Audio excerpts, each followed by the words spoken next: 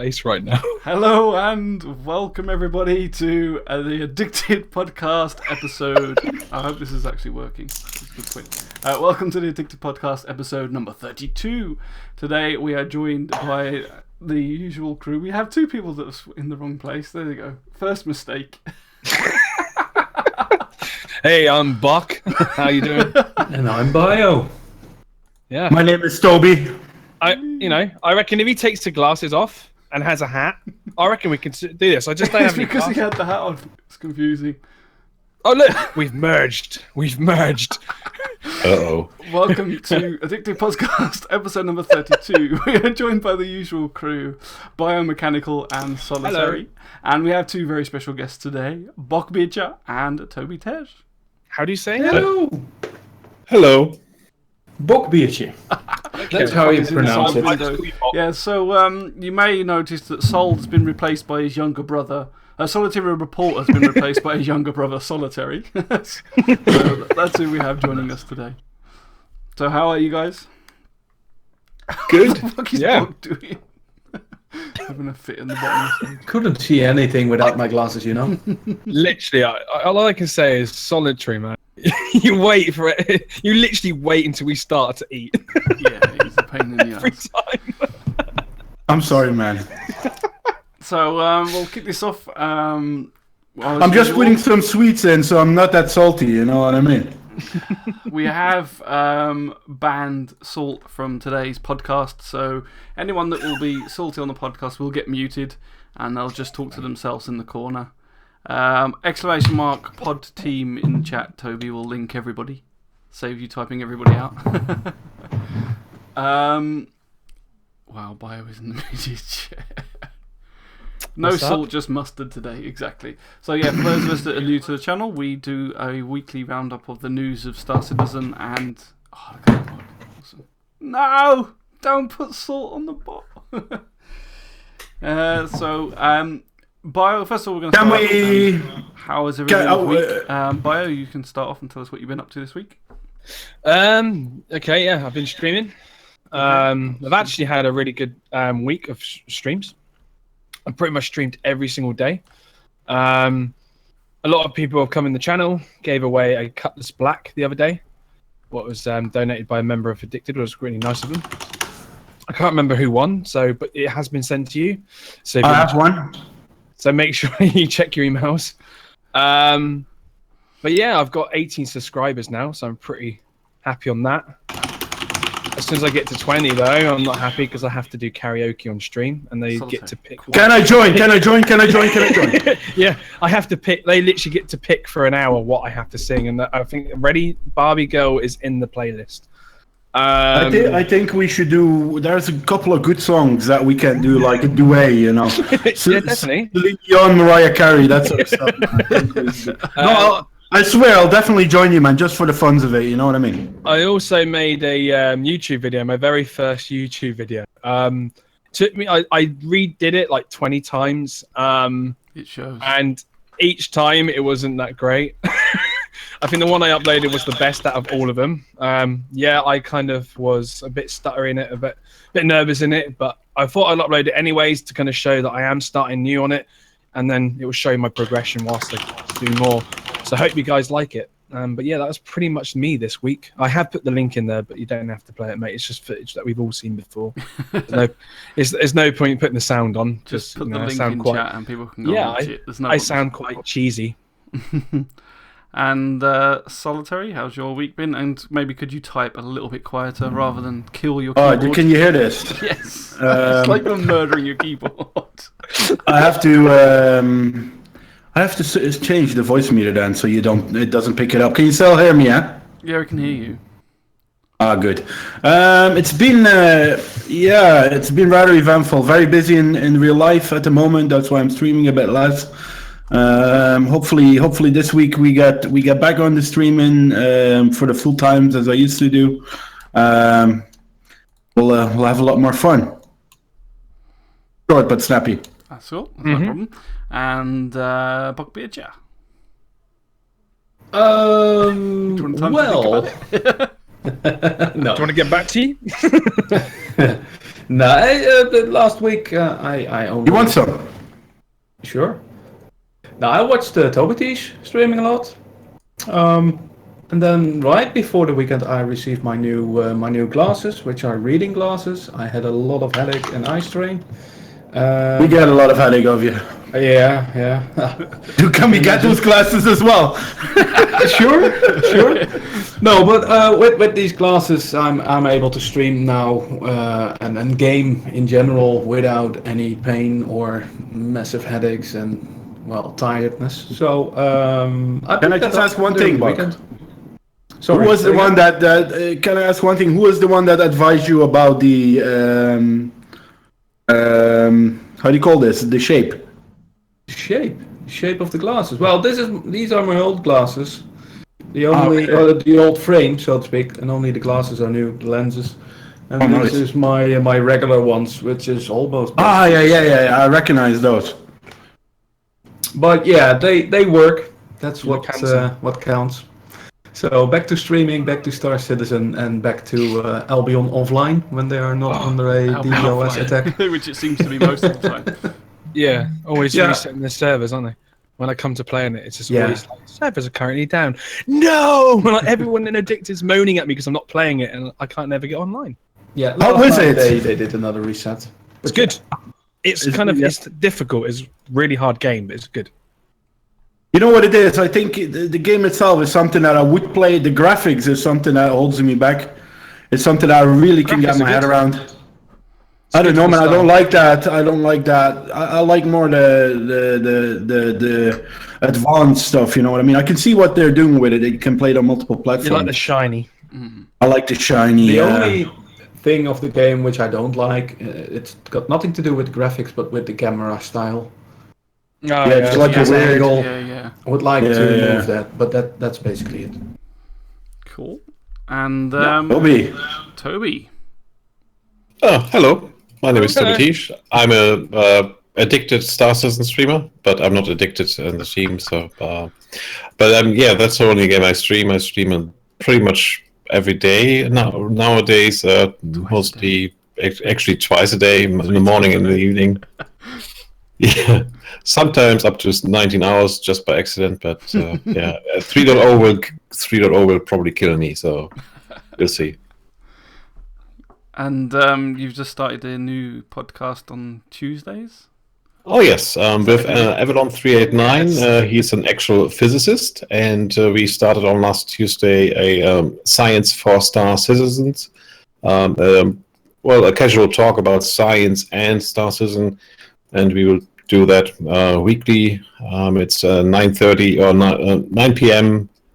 Central European Time, 3 p.m. Eastern. On my channel, and tomorrow we hopefully will get into black holes and quantum jumps and quantum jumps and all that stuff. We'll see. It's gonna be fun. Cool. And is Bock a regular as well, or is he just? I hope he's a regular. He's awesome. I'm just a filler. I have no clue what I'm doing there, so I just shut my mouth. I'm filling black holes. Yeah. We know you're just a filler, you dirty bastard. We're taking a lot of questions from chat, and people are very interested in the topic in astrophysics. And there are some people in chat they know their stuff, and it's quite a challenge to keep up with the questions. But and it's a lot of fun. Don't, and they're just looking there going, I don't know what you're talking about. Space. Yeah, I'm just there to look pretty and to let Avalon talk, so that's a good thing. And is that on your stream channel or Avalon's? Yes, it's on my stream. Then Tuesday nights, and we will tweet it out. Excellent, cool. And so that's cool. And for myself, I've been having the missus has had a long weekend off, which is just like going to prison for me. I don't get 5 minutes to do anything, so it's been a bit of a quieter week. I did some painting on my painting stream on the Tuesday, and I think I did stream Monday. I can't remember now. It's all a haze. We couldn't remember much. Are you still painting with Daz on Tuesdays, Miss? Still painting with Daz, yeah. I'll probably come and watch tomorrow. misses doing time. Yeah, exactly. I'm stuck in this. We were like, you don't get 5 minutes, basically. She's got nothing better to do, so it's just like, oh, come look at this, come look at this, come look at that. It's like, for fuck's sake, just leave me alone for 5 minutes. Yeah, but you don't say that. You go, yes, darling, sure. And if she's watching the stream, oh, yes, oh, yeah, I'm only joking. Just kidding. It's a good recipe for poison. Undetectable. So yeah, and I've been watching Toby and Bock and everybody else stream, so it's all been good fun. And then we've been witnessing a lot of salt this week, as I said, from the Star Citizen community, from some, not from everybody. And so, like I said, this podcast is salt free, hopefully. I got mustard. Well, we can actually talk about. Oh, okay. And so yeah, that's that. But if anybody has any questions for the team, exclamation mark question, I think is the right word. Should link to the report, to the document to go ask us questions. Please do make sure you do, because it'll give us something to talk about, because there's not much else. But we'll answer them at the end of the podcast. So salty immediately. He starts with how the is that salty. salty? It's just saying there's not much for us to talk about. That's all. In the news, I'm here in chat. Yes, Madness. We're on. Yeah, Madness is Madness is. Oh yeah, and that Madness is also not here because he's too busy. Having a nice. Too salty. He's too salty. That's what it is. Too salty. That's why we banned him this week. We've banned him for tonight. Right. So without further ado, we are going to start off with some information. So I think we decided that we had done the solar system from last week. Bio. So we'll probably leave that one. Yeah. I can't remember if we showed it or not. Straight off with the ATV. So, first of all, ATV was a bit of a short one this week, but it started off with Chris Roberts basically explaining a little bit about why we've been getting some delays, or why things are taking longer than they had hoped, is probably more accurate rather than saying they got delays, because they don't like to think it's a delay. It's just the process of basically, game development. A lot of things are unexpected, and it causes a lot of issues when they're actually trying to put the game together and trying to get these patches out to us. They've said that the majority of the features are complete, and so they're now working more towards just bug testing and getting the critical sort of bugs fixed that they're having a lot of problems with. And I think he confirmed that we should be getting the Delta patch with 3.0 now. Is that correct? Yeah, I think that's still being worked on. There's still got bugs on it and that, but yes, they did mention that is going to be for 3.0. Cool. I think one of the main things to take from what he was saying is that I don't know if it was whether they knew from the start or whether it's kind of dawned on them that with 3.0 is going to bring a hell of a lot of media attention, as well as there's loads of people already that are sitting there doing nothing, not just waiting for 3.0 rather than playing the game in its current state. And I think that they kind of realised that when 3.0 comes out, it's such a...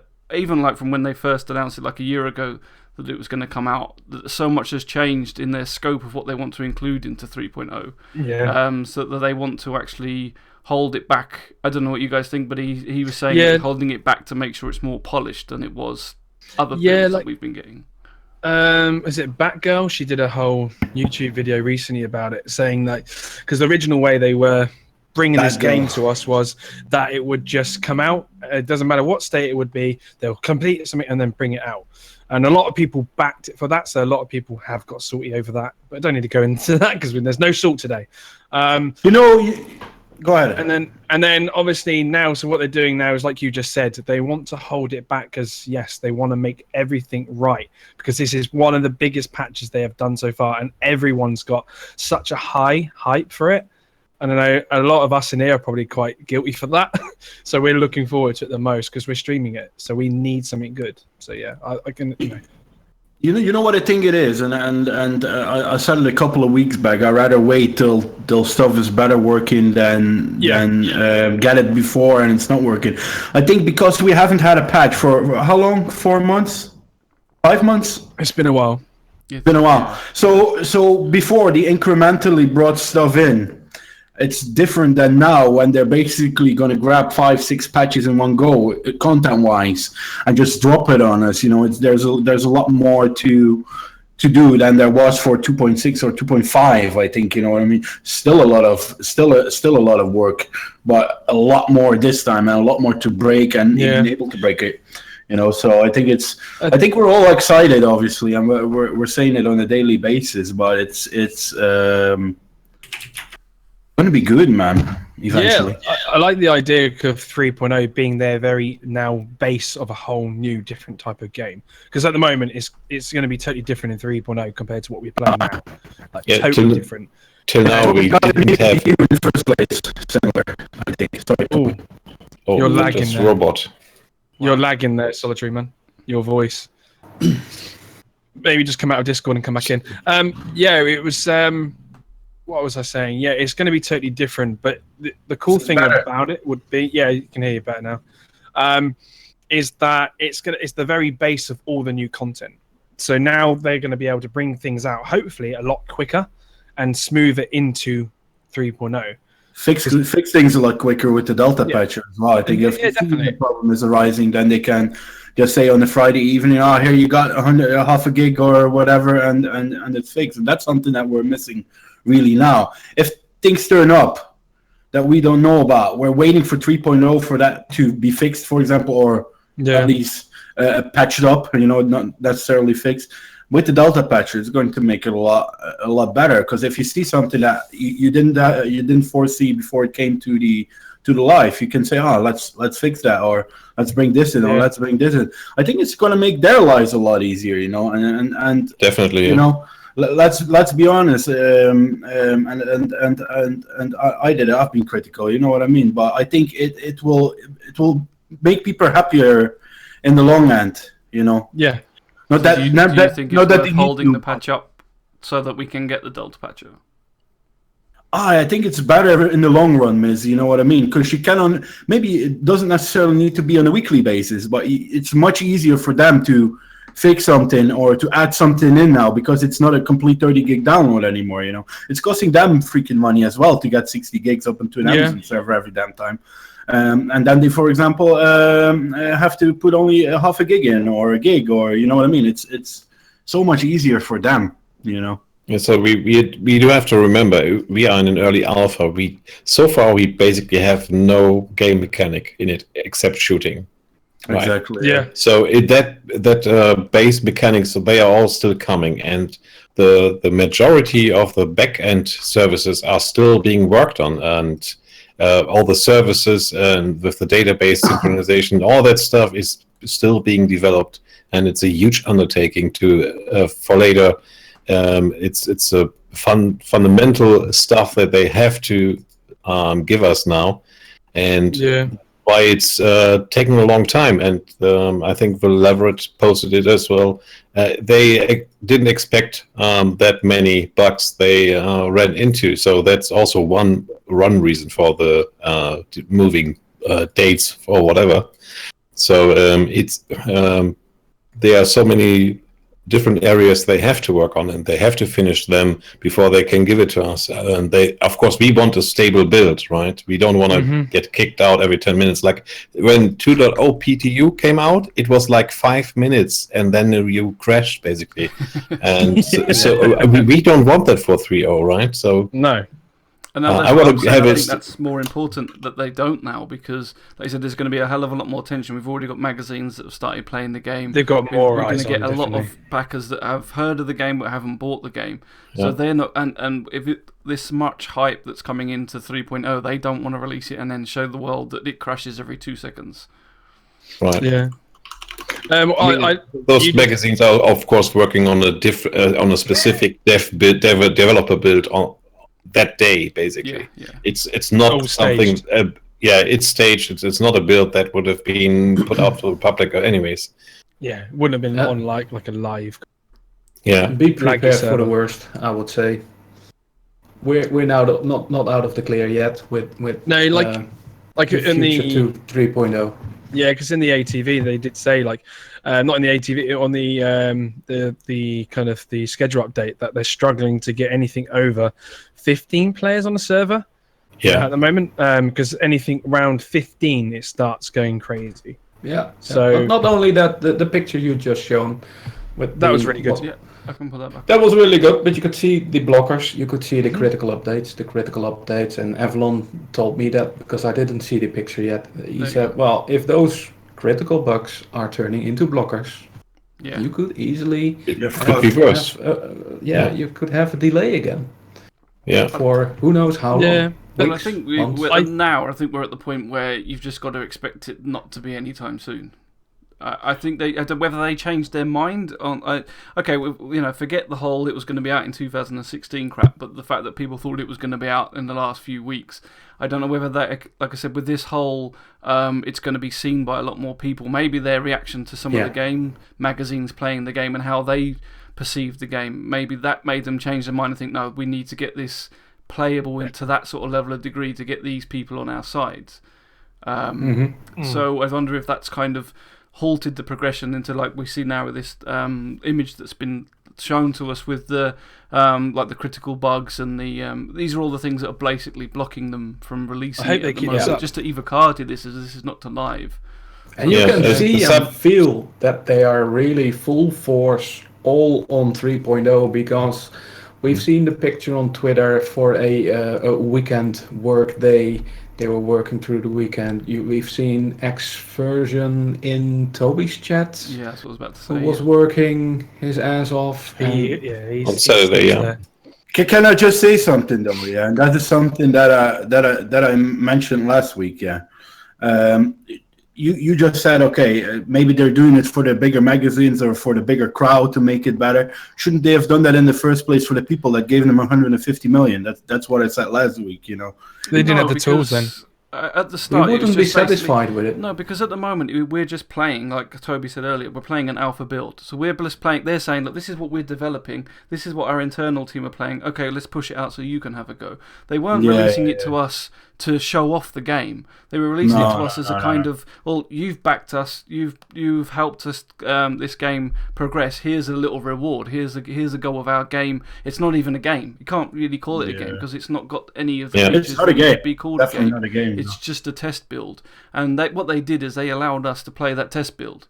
And I think this is where it's getting mistaken because of lots of other games have got these early accesses which are, if you like, a lot further along than Star Citizen is. And so we're playing them and thinking, well, this is playable, there's mechanics in there. We were just discussing Dark and Light earlier and saying that loads of features are in there and you can do all sorts of different things. Now, but it's early access. Hasn't got that. I see that, you know, don't get me wrong, I see that.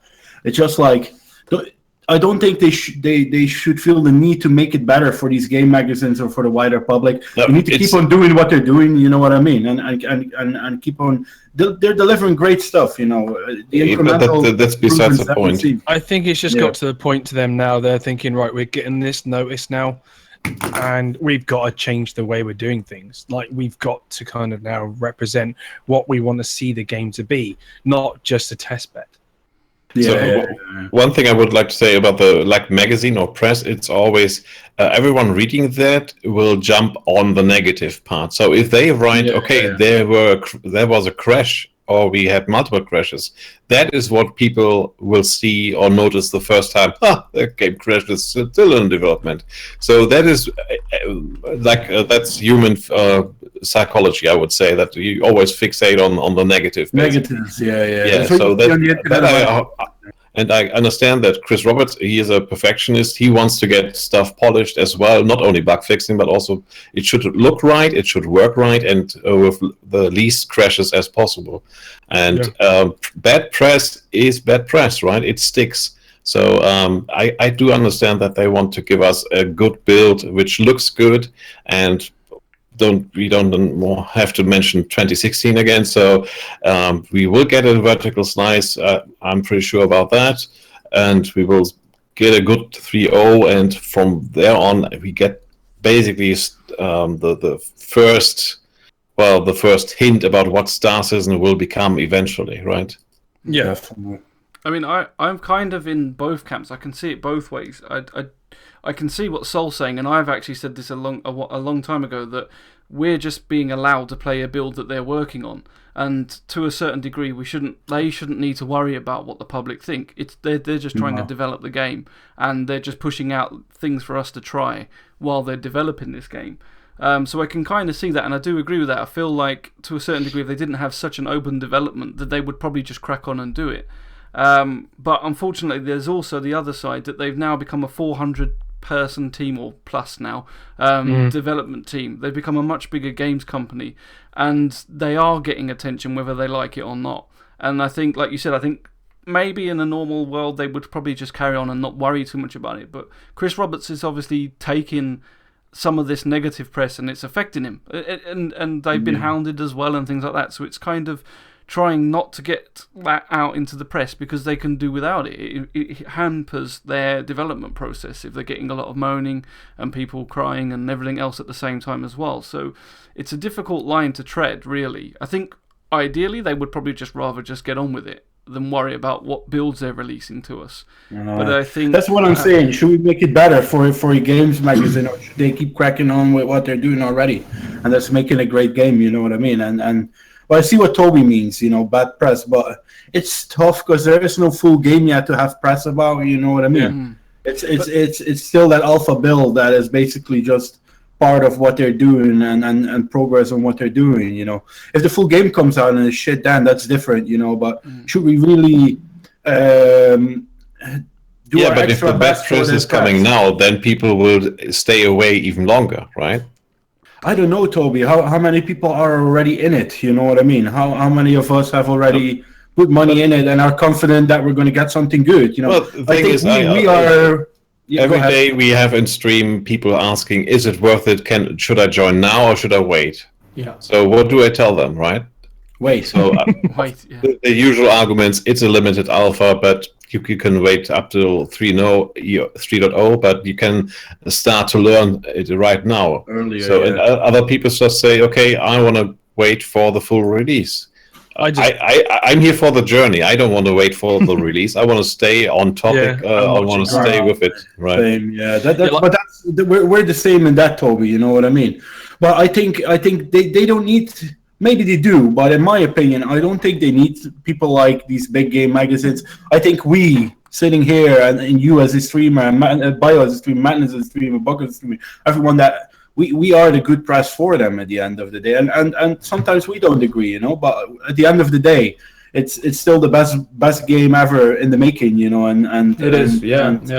We are the ones selling it for them, you know what I mean? It's they don't need these big game magazines, you know what I mean? Yeah, and they just hired a guy who working on GTA 5 as a senior producer. I saw that on Twitter yesterday. I stick to my opinion. The worst decision they've made is do open development. I thought you was going to say hiring someone from GTA 5 then. No. We're going to have Grand that open development will give you a shitload of negative. You mean the schedule report, or do you mean in general how the? I think the ATVs are not bad. ATVs, everything, and some people can handle it, but the majority is like and whining. I think if you would take the schedule report away, it would already make things a lot better, and they can still give us the updates. Will whine. When will it come out? When will it come out? Oh, it's gonna come out next month. Is it ready yet? Are we there yet? The problem we have is a kind of balance, isn't it? It's totally different to anything we used to before. Now, there's an element that they're doing this open development because they do want funds. They still want funding.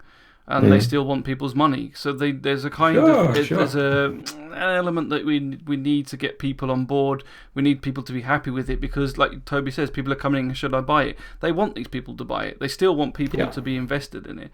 I mean, personally, I feel the problem is we're maybe more an objective view on it because we're all big fans of it anyway. And I think, as Max said last week, if anyone says to me, "Are you a fanboy?" Hell yeah, we've chucked money at it. We're streaming the fucking thing every day. There's nothing to There's nothing wrong with that. We are fanboys of the game, but we're quite happy to be critical if there's an issue that we feel that we need to be critical on. Yeah, definitely. But I do also believe that if, like, these people that are slagging the game off now, even if the magazines, PC Gamer, all these others all turn around and said it's shit at the moment.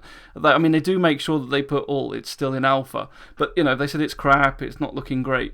At the end of the day, when the game is released, all these games magazines are still going to get a copy. They're all going to review it. And if it is absolutely outstanding and amazing, all those reviews they did a year ago, 2 years ago, do you think anyone's going to listen to them? They're not. They're going to look at the PC magazine that's out this month. They're going to look at it saying, 99% out of 100. Wow, fuck me, I'm buying this game. And they're going to go and play it, regardless of the bad press. I see that. Most people buy magazines to look at the pictures anyways. Maybe it would be better. Depends on the magazine. That open development. Depends on the magazine. What are you on about, Toby? Go on, Bock. I don't. Am I muted? You are now. It was maybe a bit better to do the information that they gave us, to do that after, let's say, 3.0, to have a bit more of a complete game, and have more features so people can do actually things, and that's just my personal feeling about it. And it's way too early, and we as a streamer, we usually follow all the news on the foot daily, per minute, per hour, and we can imagine how it is for the developers to work on that shit, even with all these different offices worldwide. But yeah, if you look at Reddit, it's, for instance, today I saw someone question, do we have any reviews of this game? I'm like, what the fuck, dude? It's not even a game. Have you? Are you high? What have you been smoking? I would ask that person. You know what I mean? It's like, you know what it is, and I have to agree. I just thought about it. What Ubernerd said as well in chat. You know, it's at the end of the day, it's business, and the business always wants more money. You know what I mean? And I'll maybe talk from passion. You know, it's for me. I don't have to make money on the game. You know, I'm just there to enjoy it. Yeah. I can see that they maybe need that, or to maybe even make it better, you know. Let's look at it from a positive way. They need those people that read those magazines to. And I think, I don't know what is a normal amount of money to develop a game. Is 150 million a lot? Is it? I don't know. I'm not very good at the figures when it comes to those things. Usually it's a lot. Yeah. What if you look at GTA 5, for example, just a stupid example, how much would it cost to make such a game? That was quite a big budget. It was 125 million, wasn't it? 125 million. So you're looking at it, and that's a big game, you know. And they brought out a lot of stuff afterwards as well to make it even bigger, the GTA Online thing. So 150 million is still a lot of cash. You know what I mean? Do you then need more? Or always? I think they're always going to want more, because I mean, I'll be honest. When I first backed the game or first saw the game around Kickstarter area, I didn't back it straight away, and I thought, well, I'll wait till there's something for me to see, because they said they were going to release the Hangar module, and I think I kind of waited for that. But when I bought into the game and got the Hangar module and my first ship, I'll be honest, I didn't think this was a game that we'll be waiting 5+ years for. I'm not complaining. It was just I had no idea. Not. I saw what they were doing. I had an idea. Like, you know, they said what they wanted to achieve, but that was no way was that what I was thinking, that I'll be sitting here streaming this game 2-3 years before it's even developed. And their scope has changed over time as well. Their scope, every time they come across some new technology that would make the game better, they think, well, we've got to get this in, and we've got to get this in. And so there's an element, I think, that people don't quite... They see us streaming... You could blame us. They see us streaming the game this early in development, and they go, well, you know, is it worth me playing it yet? Is it worth me buying it yet? It's not a game yet. That's what it boils down to, and it's still not going to be a game in probably another 2 years. So if you want to back a development, you buy now. If you want to play a full game, you wait. That's normally the answer I give to my viewers. You know what I mean? If you want to back a free plan and be part of it, and have the money to spare, buy now. If you don't have the money to spare, and you rather wait till a full game, you can't wait. You know, go play other stuff. There's enough out there eventually at the end of the day. I think what I miss though, and that's something I just thought about when you were speaking, Miss. So I remember when someone got me hyped for the game, and you know what got me hyped for the game? These advertisement YouTube movies about chips. Yeah. They should bring that back, man. That's such a money grabber, you know. That got me so excited. I was walking around the house for that freelancer ad, you know what I mean? I was excited. I was going wild. I was like, oh, look at this. Star one you're on about? No. You remember the freelancer one? where he went into the jump and the 2 pirates came to the side. Oh, no worry, you have 2 bearing, blah blah blah. Pirate Coming gone back from his job. yeah. That sort of stuff. I miss that, man, and I don't know if that is because of money. It's costly to make such a thing. Basically. But it was good though. That is what got me buying that freelancer at that point. You know what I mean? Oh, I was hyped, man. I was running around the house in my party suit, man, with a trumpet and everything, man. No, I was hyped then. I'm still hyped. Freelancer. I just spent £180. And we didn't have a hanger module back then. I went into work the day after, and I said to one of my colleagues, I said, I spent £180 on something virtual. And they looked at me and they were like, what? You're a fucking idiot. I get it all the time. People look at me and go, you can buy a house, nearly get a mortgage with that much. No. But I think we're backing something great, and I think eventually when it's here, it will shut up all the criticasters, you know what I mean? And they will say, damn, it was a bit of a bumpy ride, maybe, like it always is. But they fucking did it, you know what I mean? And I hope we can say that in 2 years. I ask this question every podcast now to all the guests, like, how much have you spent on the game, guys? If you're willing to share. I don't know if that it's like asking someone for his PIN code, Bio. Don't you have that feeling? You know, I never dare to ask someone. I'm like, it's about the love, man. Time. It's about the love. You know what I mean? It's how much love have you given to the game? All of it. All of it. I've got no more love to give. I'm giving it every love, all the time. I'll take you for some dinner, man. I'll take you for some dinner. I'll pay. You already know what it is, Board. So the other thing that was mentioned was that there's no more studio updates coming. So they're getting everybody, and like we just mentioned, that everybody was working on. They've been working weekends and things like that. I'm working on getting 3.0 out basically and fixed. So I don't know what people's opinions are on that, but remember, we're not doing any salt today. So usually, no, you know what it is. I think I think they should have taken it out ages ago and just cracked on with it. I think they we did it. You know, we were like, it didn't show us a lot today. It's the same as 3 weeks ago. You know, I think it's good, man. Let them. It's the same with the schedule report, yeah. As good as in the beginning, how good we maybe thought it was, yeah. Some people use it as a guideline. It has to be there on this date. It has to be there. It can be, you know. They break something else, it goes slow. It's what Bock said in the beginning, you know. You have your stoppers and your criticals. It will constantly go up and down, but some people use this as a timeline, and then that's where most they're taking it as promises, and that is taking it as promises, and that is wrong, you know, because you can't put a time on it, you know. You got to give the guys some credit for what they're doing, you know what I mean. At the end of the day, you can't just say, this is not good. No, but Chris maybe found something that he really wanted to put in, or something that another studio made, which they put together with another studio, and it broke something again. It's you can't put a timeline on that, and you know, and I sometimes did. I thought like it needs to be there, but then you think and you sit down and you think, nah. I think we're all guilty of it because we all just want it. So all of us. Like every time you see something, because we wanted that bad. Next week. I can't wait for it, but yeah. It's because we wanted that bad, but I want it now. I think that's why I didn't look at the game for a year. So after the Hanger module came out, I didn't spend a lot of time in the game for a while. And that, if you then come back, you're like, stream still live? It's amazing. Yeah, amazing. Live for me. Yeah. Got a lot of buffering here. I don't know why. Not my end. I think it's Twitch. You got Twitch has been a bit funny lately.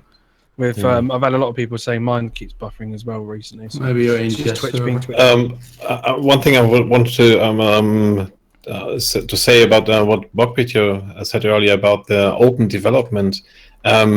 People wanted those details, like the schedule report, something like that. The problem is they didn't want moving dates. That's the issue. They want the information. We all want to know what they are working on, right? But don't give me. But you know they don't. You give them a finger and they take the whole freaking hand. You know what I mean? It's a Dutch thing. I don't know if this is something. Yeah, whatever you do, you lose basically. You lose, yeah, and I think they shot themselves in the foot with bringing that out, because the people that wanted it started moaning about the dates. You know what I mean? It's like, well, I think the majority still wants those details. I personally enjoy the details just to see what's going on, what is being laid out for the rest of the year. Well, but I think the last 2 weeks though they've been dull. The studio updates, just because there's not much to say apart from we're still working on 3.0. What else do you want them to show? They've shown everything in different aspects. Not dull, but I mean, like, it's not as like massive and new as what because they're just focusing on 3.0. So I think them taking it out and just talking about what they need to fix for 3.0 is a good thing. You just want more ship porn. That's what you want. Like Bio more is very reclaimer. I like saying that image. Development is not all beautiful ships, and there's a lot of stuff that goes on, especially if you watch the bug smashers. It's all sitting behind there mashing at code and getting things to work. Not everything they're going to talk to you about is always going to be fancy stuff, but on top of that, there's some people that are technically minded. They actually enjoy these technical updates. I mean, there's a part on ATV where he's talking about all these different things, and I'm just looking there going, I have no clue what the fuck you're talking about. But there's lots of people that do, and they enjoy that. So just because you may find one bland doesn't mean everybody else does. I enjoy it. I still enjoy it. What I'm just I was trying to speak to those that may not. You know. It's not the ones that may not. They don't have to watch it. They don't just not watch. I'm just trying to just you know what it is. Everything back behind the scenes. Everything behind the scenes is sometimes even more important than what the eye sees, guys. Because that is what makes this whole shite run. You know what I mean? Yeah. I mean, a lot of the time is listening to what they say.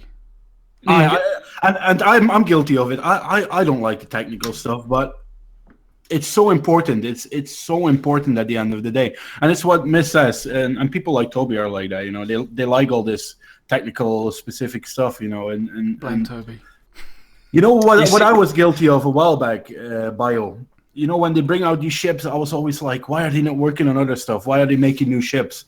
But I think it's a whole separate team, right? It's something that I wanted to ask you guys. You haven't seen half of it, I think. And they're going to blast us away when they release 3.0. And that's the reason why they don't show anything more, I guess. It's they want to give it all away.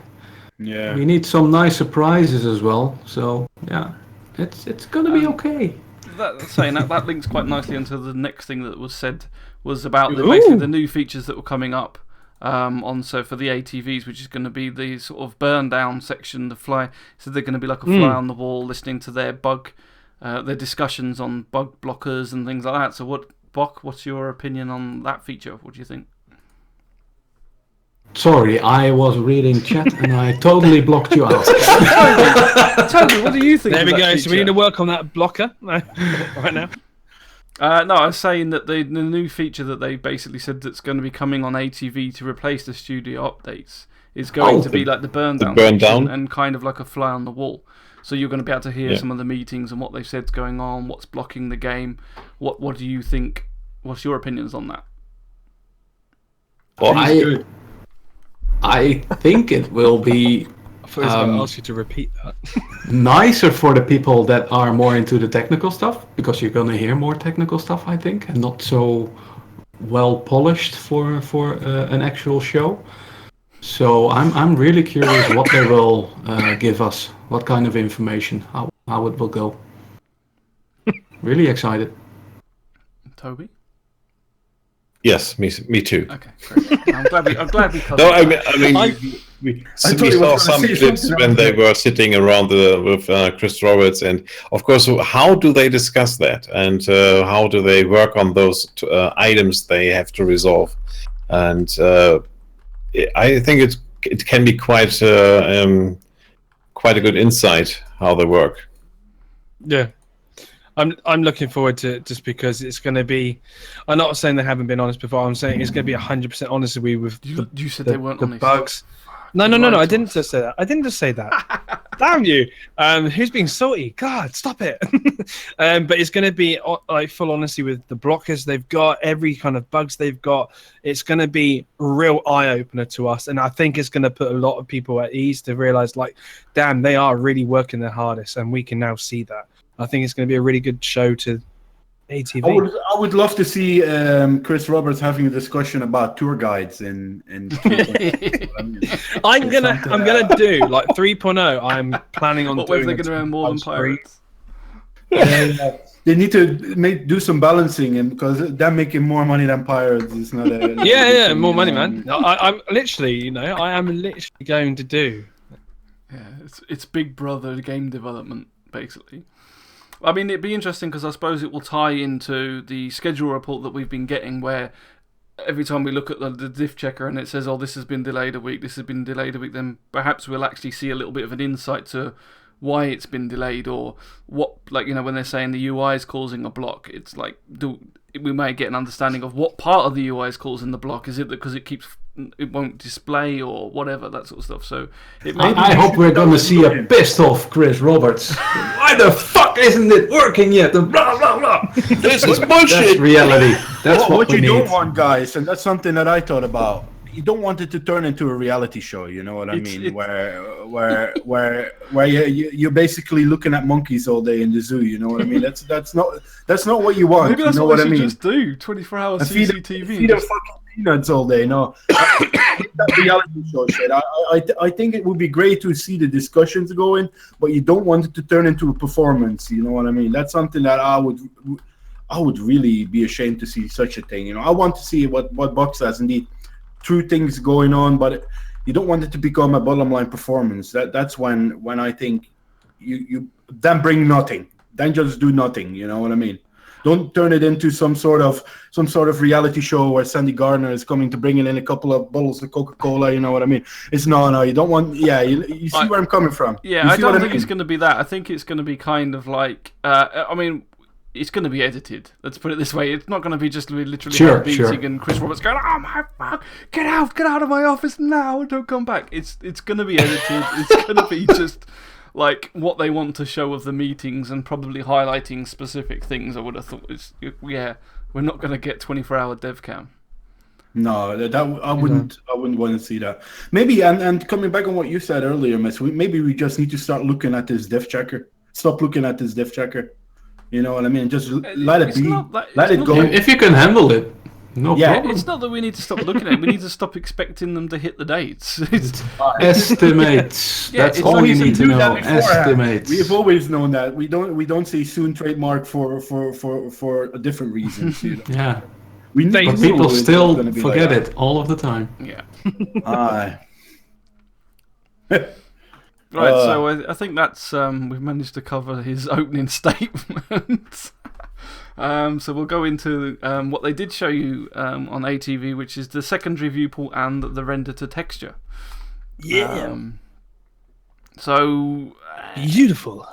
It was fucking amazing. It was. Imagine seeing my face on that. No thanks. Awesome. It's bad enough seeing your face on this, and I've got no control over it. Anyway, so so for the secondary viewports, that allows. I wouldn't take that. I wouldn't take that. That was like the whole picture-in-picture thing that they were trying to develop before, wasn't it? Is that right? Is that what I mean by the secondary viewports? Yes. I'll leave you hanging in this one if that's right. I have no clue. They have no clue. So they all watched it, but nobody knows what they're talking about. So yeah, there was an element. So let me just get. Is that better? This up.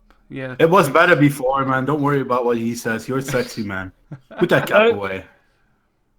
You could do something with that hair, though. Right, so let me just get this back up. There we go.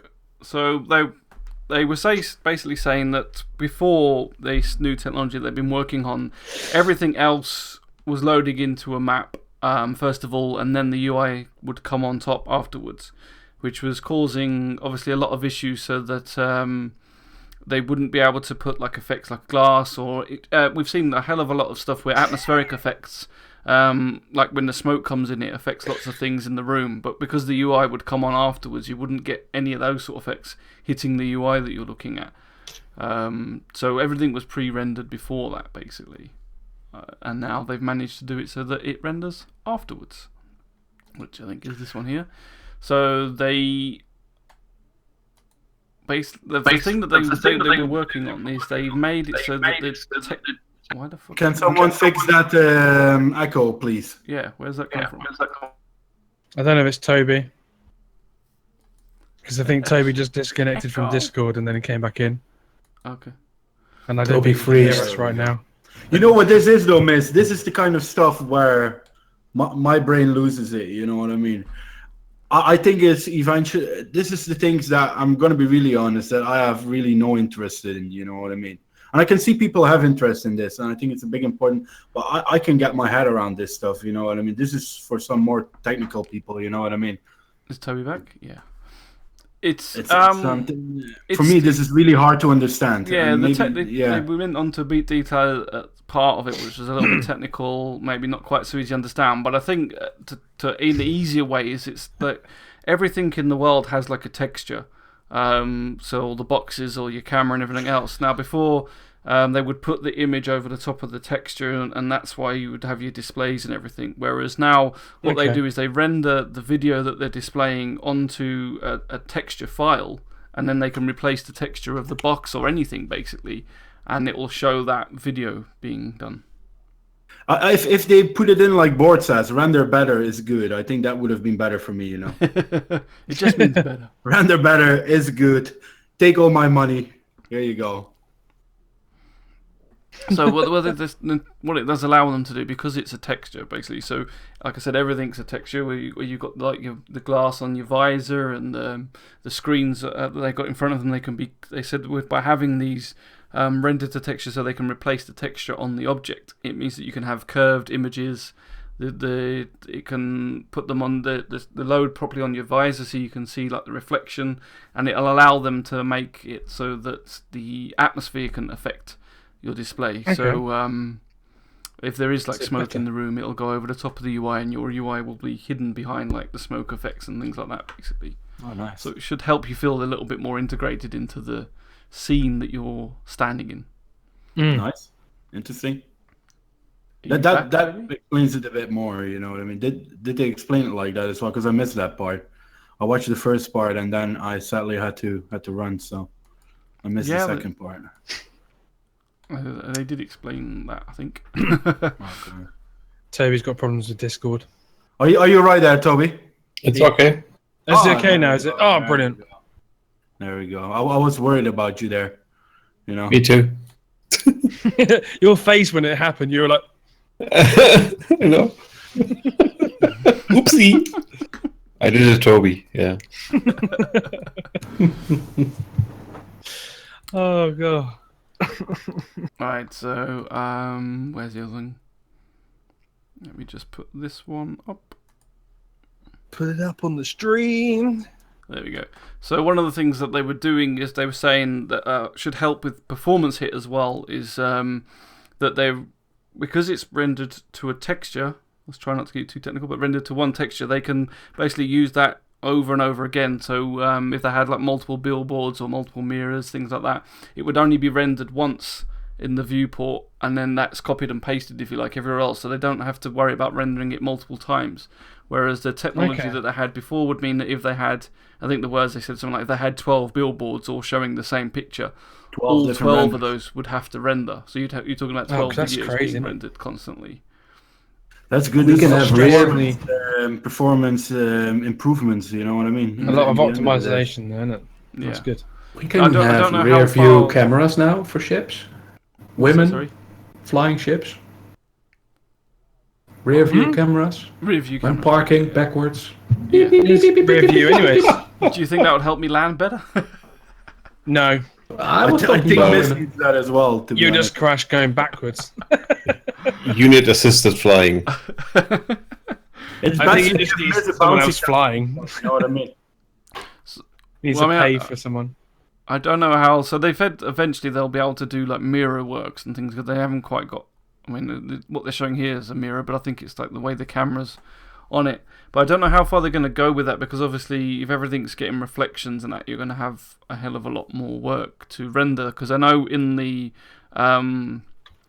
hangars, they said that the reason you don't see like your freelancer or whatever in the reflection of the doors and stuff is because they can't do the reflection. So I don't know if they're going to start implementing that in, or whether it would just take too much resources to bother doing that, and they'll leave it as. They're doing it here, though. If you look at the video that you got, this video on the screen now, it is doing it. So can't we then do it in a smaller environment as well? Which is because I would say the hangar is obviously a lot smaller environment than a persistent universe. You know what I mean?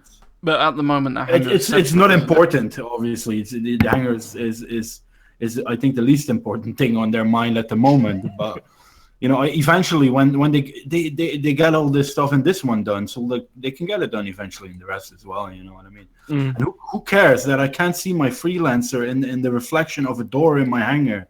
You know what I mean? I don't give a flying fuck. Yeah, and that's probably maybe why they won't bother, because it's too much that doesn't necessarily need it. But then they go to so much detail and fidelity with everything else. It needs to be all on the same line, obviously. At the end of the day, when you bring a hangar into the full game, but for now, who cares, man? As long as that thing is in there and I can run around it all day, you know, it's just a preview tool at the moment for your ship. You know what I mean? Yeah. Who cares that all this hangar flare stuff is cool, but you're not gonna sit there all day on stream saying, so this is my chair. This is my fish tank. There's my thing. It's just a nice. People started like that. Yeah, well, I started like that. You know, when the first time I sat in that hangar all day, and then after 5 hours, you say to yourself, "What the fuck are you doing?" You know what I mean? But it's a nice extra, but it's not really needed. These reflections in the hangar yet, you know, not at this point in time, I would say. I like this thing. So one of the things you kept talking about, so this is where I kind of got lost, and I did listen to it a few times, and he was on about texture pulls, shadow pulls, and everything else, and I was just looking at it and I have no idea. He was saying it as if like we should all completely understand what he's talking about. To me, I had no idea. So if anyone of you know what the hell he was talking about with the texture pulls and the shadow pulls and how it makes it all different, then please do inform me. Anyone? This is a way to shut a podcast up, by the way. Talk about all this technical stuff. There might be people in the chat that know what the hell they're talking about. Yeah, what you're bringing to us now, Chris, but so it's all right. The less technical, the video I think is what we're showing underneath now is kind of what I was just talking about, the fact that it's a texture. So you can see that the screen is then actually is implemented into the console that we're using.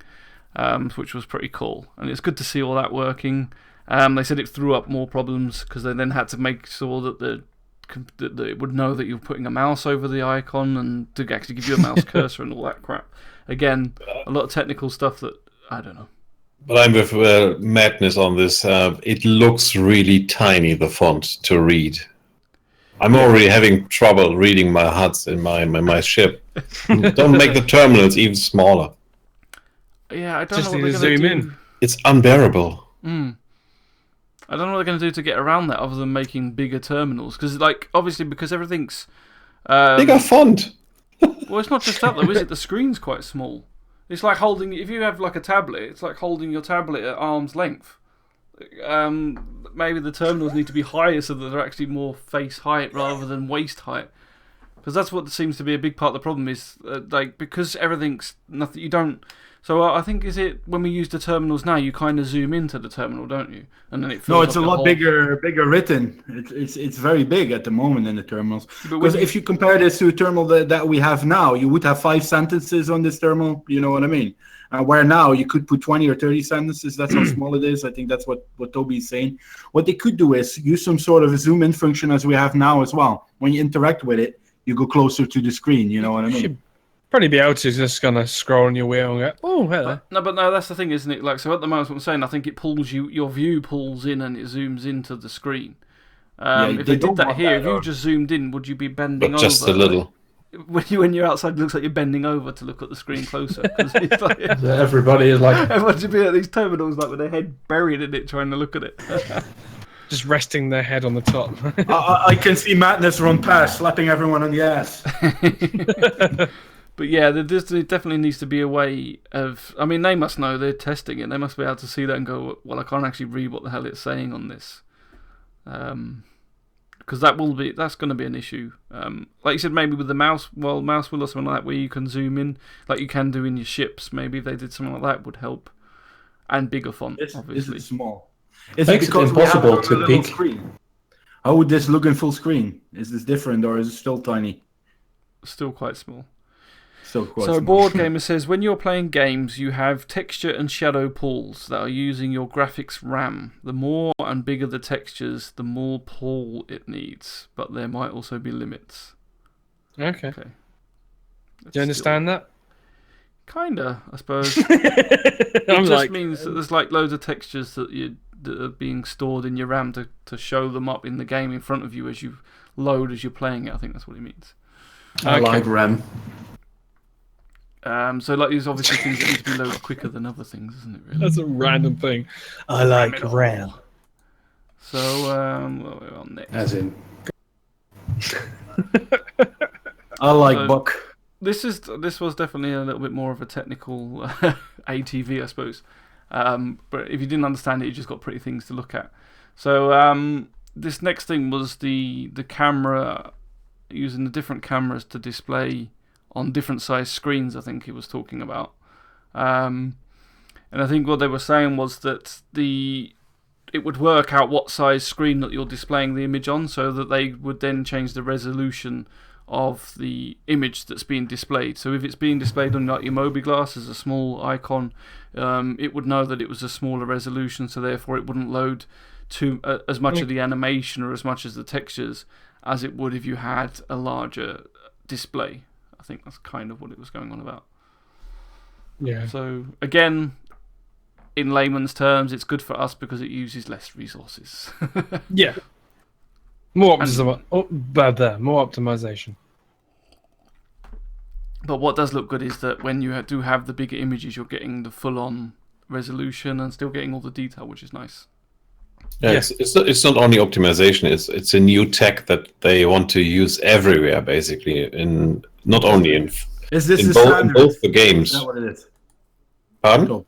Is this a standard that they want to implement in Yes. the industry? Yes, they want to use it for everything, wherever possible, I think.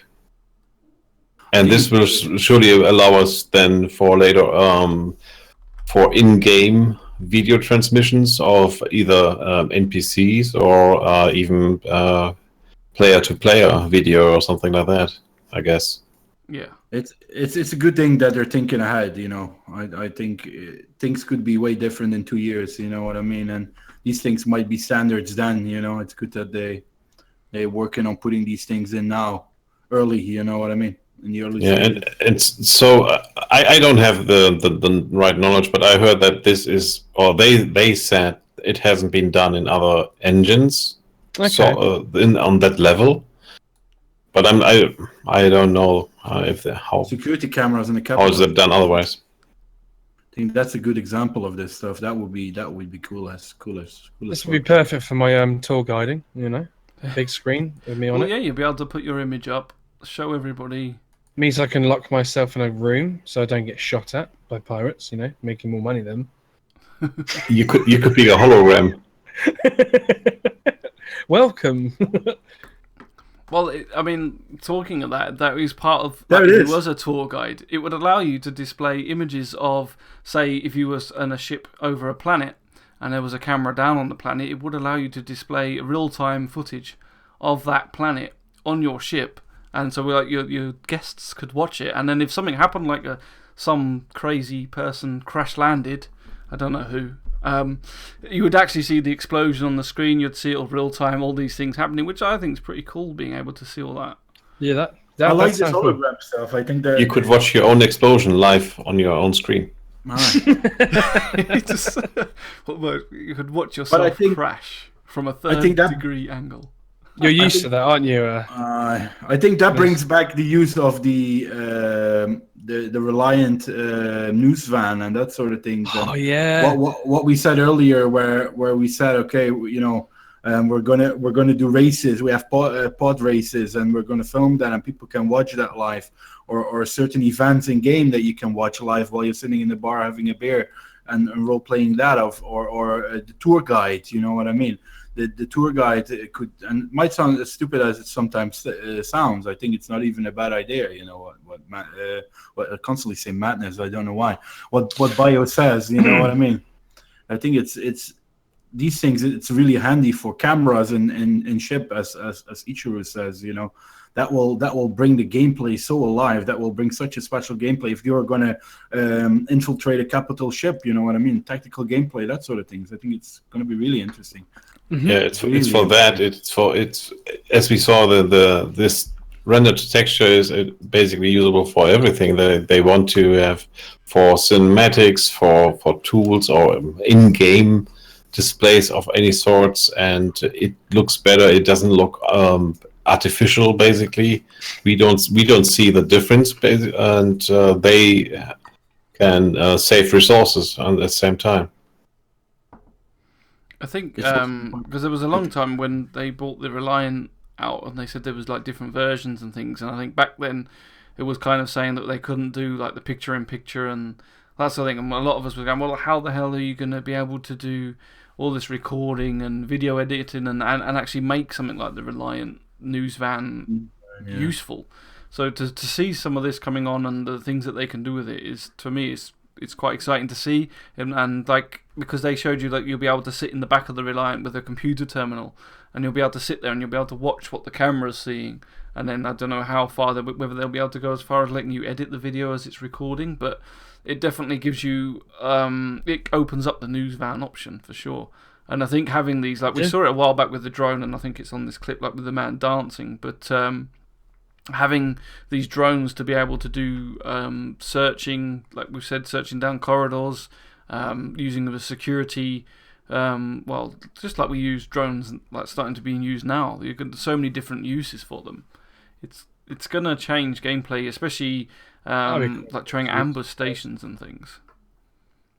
I think you can even use it. You can even use it in a tactical way. You know what I mean? You could have a Reliant news van with you as if you're an attacking force. You know what I mean? As a reconnaissance ship that can scout out the situation, and the people that are sitting in a capital ship that are in the Javelin that are coming your way, and you can stand there with your crew and say, okay, this ship is on that side, this ship on that side. We need to go for that Polaris first. We need to do this.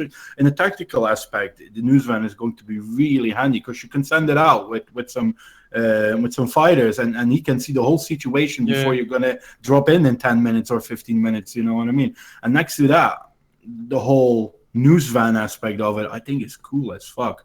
You know. These ships are of no use now, but I've got the news van, and I can't wait to use it. But I'm letting a member. That's where the tour guide comes back, man. You're going to be that tour guide. Was that You're going to be a hologram in that ship, and you're going to talk to, for example, a passenger ship that is behind you, and you're going to explain to them this is Venus, this is Mars, this is you know what I mean. Mate, no, serious. You're going to have a lot of fucking fun with that. If they're doing stuff like this, you know what I mean. It's going to be fun. I think, you know, like when it comes to pirate stuff, I probably won't stream it. But when it comes to the tour guide stuff, I'll definitely stream that for, one release. Definitely. Do we have to pay you to watch that, or is that something that we can? You have to subscribe. We can freeload on that, basically. Yeah. I thought we get paid to watch that. Yeah, you should be charging us. He's going to show us all the different kind of cacti he finds on planets. Yes. Oh, look, I've got a green one, and I got a slightly and this blue one has the most and... prickles. Yeah, I'm going to have to give the whole tour guide thing a go just because it's turned into like a funny thing about me. But yeah, I'm going to have to. It's become a bit of an item, has it? Yeah, it really has. Like, I've even created a moat for it, so So I had one of my mods and one of my good friends as well say to me, Bram, can you just mention tour guide about 11 times in this episode? I think I've done it, but no, it's become on 6. I think that's good. I'll do a couple more.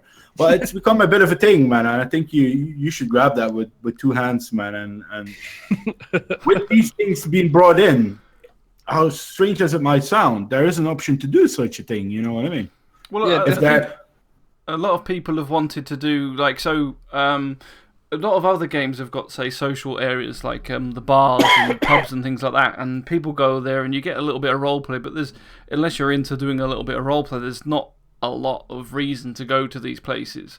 Whereas if they can do what a lot of people have wanted them to be able to do, so you'll be able to actually have sports being aired on there, like the races being shown on the big screens within the cinemas, or I don't know, they could show like not cinemas, the pubs even. They could show all sorts of different things, and it could be definitely a good reason to make you go to these pubs and bars and hang out and watch something that could be systems away that you wouldn't be able to see otherwise. You know what it is with roleplay, Miss, though? If it is in the game, you don't have to roleplay it. You know, I think if you look at bigger game MMOs that have a certain city that is really busy, you don't have to role play it because it's in the game that you go there for your trade. It's in the game that you go there to watch your things. You don't really have to. You can still obviously overdo it then and say, I'm here eating my vegan burger or whatever. But if it's in the game, if it's in the game. It will attract people anyway, you know, and that's what I love about these big MMOs, that there is a place where there are a lot of people, that there is a place where while I'm on TeamSpeak or on voice chat, I can just sit around with my mates. That's why you have guild houses in some games, you know, that's why you have these social areas in some games. And there's not a game where it hasn't worked yet, you know, Guild Wars 2 maybe, but in all the other big MMOs, it has really worked, you know, and brings people together, and that is the basis of this game anyway, you know, doing things as a team or doing things solo if you want it, but you still have to go into those towns to get certain commodities or certain things, and that's why Area 18 is there, you know. I mean, that is your social area basically. Yeah, but it's a social, but there's nothing. There's a bit of shopping, I suppose, but there's no reason to pull people in. But that's what I'm saying. This technology and this thing that they're working on will give people a reason to go there, and I mean, you could even have it as far as mission givers giving you information, and you could gain your information through watching one of these screens or watching one of these broadcasts, which will give you the information that you're looking for. Or like we've seen, wanted criminals even. They could be advertised on these billboards. You could have last spottings of them and things like that, and it would actually have it like a soap within Star Citizen. What, like a bar? No, like a TV show. Just have to throw that in there. Okay, well, is that going to be your other role? Your side bit from tour guiding? You're gonna do your own extenders, are you? Bringing Space extenders. Britain's Bake Off. I like pies. Yeah. Yeah, that's a good one. But I think you will always have these areas like, for example, a stupid example, Stormwind in World of Warcraft, where everyone meets up. You know what I mean? Where your main auction houses are, where a lot of quest givers are. You will always have these busy areas. You know, and it's. I think they should really put this stuff in. That's a cool part. You know, I'm gonna chill with Miz and Madness and Bio and sit in that bar and watch Toby and Buck race each other. You know what I mean? Or something like that. I think it's cool, man. It's going to be really fucking I really awesome. like the fact that would be, like, because normally when you go into a game, that would just be a scripted video, like here's now an area called, where you just see it going over and over. The fact that would actually be a live race, that would make it cool so much. Because that gives you reason to go to that bar as well and to hang out with everybody. You know what I mean? And start bringing bets in and all sorts of kind of. Well, it's a bit like Final Fantasy, where you have the golden saucer, where everyone gets together on the Saturday because the big draw is for the jackpot. You know what I mean? You could do a similar thing, but different in the form of this. You know, we're going to bet on those races, and you can win a certain amount of credits for this certain faction or this or that. And it's something that only happens once a week. You know, and everyone gets together and has fun. You know, I think it's cool though that they're thinking of these things. That's what keeps a game alive at the end of the day. All these little just extra this little kind of details. Yeah. I think the social side is definitely anyone that's played from an MMO background. It's the social and the friends that you make on the game that keep it alive way more than the game itself. Oh yeah, definitely. I wouldn't have played these games if I wouldn't have. And I had it recently, by the way, guys. I started playing Final Fantasy, and I came into three or four of these free companies, as they call it, guilds, and they were not on voice. And I was like, "What the hell is happening here? Is this an MMO, or am I playing Skyrim?" You know what I mean? And some games have it, sometimes some games don't. So some people like the type hype and only type. I like to talk with people, you know, chat in game, use that voice. There, you know, it's that's what keeps stuff going. What did Knight say? I missed that. He spent way more on this game than he has on any woman. Yeah, I'm the same night, Kai. They're pretty easy here in England, man. You just take them for a dinner and They don't keep you locked up at the weekend either. I think my spend on Star Citizen has nearly matched the price of both my computers together. That's crazy. Don't know your computers. Huh? Are those the ones that you bought from CEX or? The Aldi computer, or not? Yeah, that's what I mean. That's what I mean, Buck. It's like, is that the one you bought from the Tesco? Yeah, that was in the offer last week. Because they don't know what I don't think you have that here in the UK, Buck. But No, I but bought Tommy an Aldi, knows. my first computer was an Aldi. My second computer was an Aldi computer, and that thing was Really? pretty damn freaking good. Yeah. A Medion or something like that, or I don't know what the brand is that they. I don't know if they still use it, but that thing was pretty damn good back in the day. It took me 2 months to replace everything that was fucking in it, though. But Guys, if you got a question, just keep mentioning exclamation mark I question got a in question. chat. Yeah. Fill out the form. Let us know. We'll answer them at the end of the show. That's open anytime. So any question is acceptable. If it's a troll question, we'll probably read it out anyway, because why not? Can I It's have a fun. bio break? No, we don't go toilet on this Yeah, podcast. no. 2 liter of water bottle Why is do you want working to against break me. me? Stop it. What?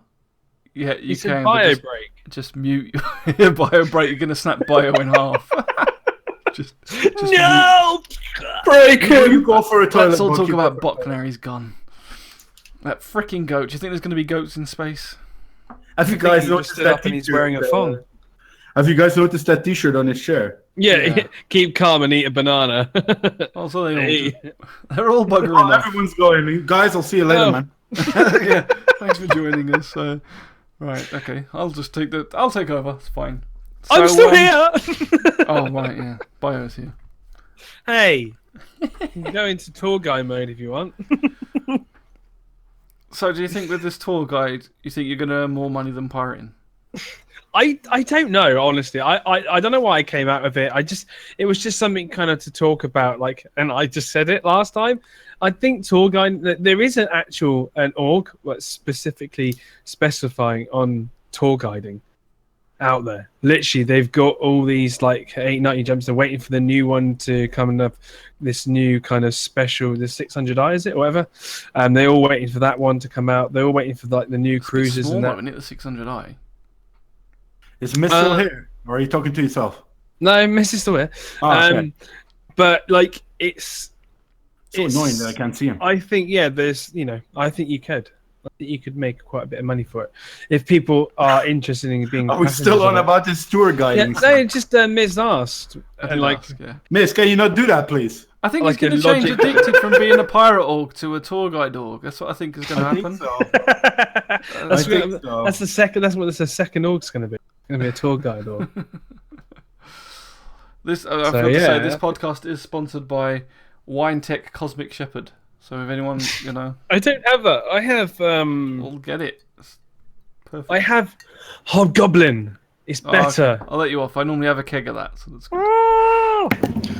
I Does anyone keep buying remember 3 for this? a fiver. I got Coleman's mustard. Who is it? Who's your daddy? I'm your daddy. You know what? Maybe he still works after, did your well, mama. what should it be, 15 years? Oh, did you?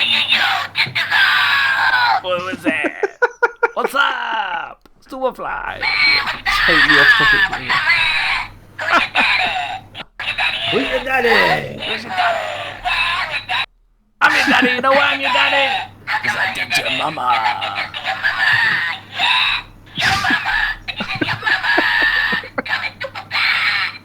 What the fuck is that? Why don't I know what that is?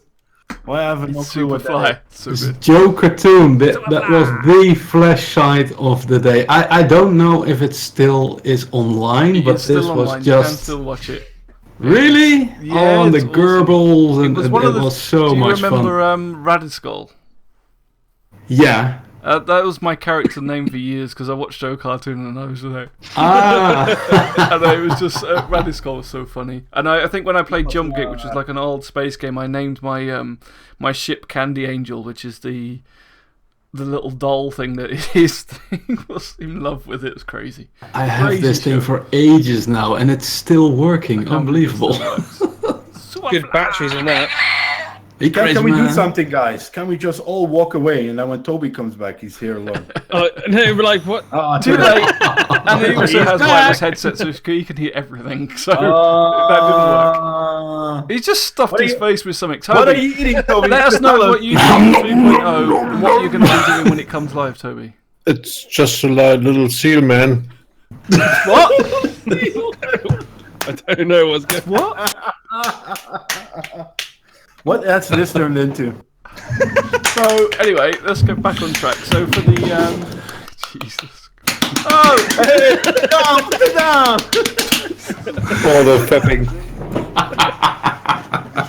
That's the last time that Buck was on this podcast. The last time this will be streaming. Flash, too much flash. so if you guys want to see me in the future, I will be over on the Mixer channel because I will no longer have a Twitch channel. So if you wish to go and follow me over on Mixer, I am also Miserable G over there, and this account will be banned shortly. But thanks, Buck. I really appreciate it. You're welcome, buddy. Let me explain it to chat. I will post a small link. Everybody can see why I did that. Right, so anyway, the image below. Let's try and get back on track. Image of as close as I could get. Oh wow. I don't even know what to. I don't even know where to go now. Really. I'm lost. I just So I'm joining the gym tomorrow. Gym is for pussies. Come on. So the other thing they were showing on this image below is the fact that they can change so when they've got boundaries within the hologram that they're displaying, so whether it be on your Moby glass, whether it be on your ship or whatever, they manage to fade out the entities as it gets close to the edge, so it prevents all the clipping and that sort of thing. It should give you some cool interaction from like mission briefings and things like that. They said that they were going to change it so that you could like if you've got like waypoints or they want to show you that you need to go to a certain waypoint, they'll be able to have the waypoints in different colour and just make it all look very pretty, basically. It does look really cool. But it's going to make it a little bit more interesting than just looking at your Moby glass and going click mission, accept, and everything else. Oh, you've clipped it as well, thanks. Yeah. Seal the deal. That's it. Get me banned. I just like the title. Obedient original marrow stinky cheese. That sounds. That sounds disgusting. It sounds hollow. I need to eat more.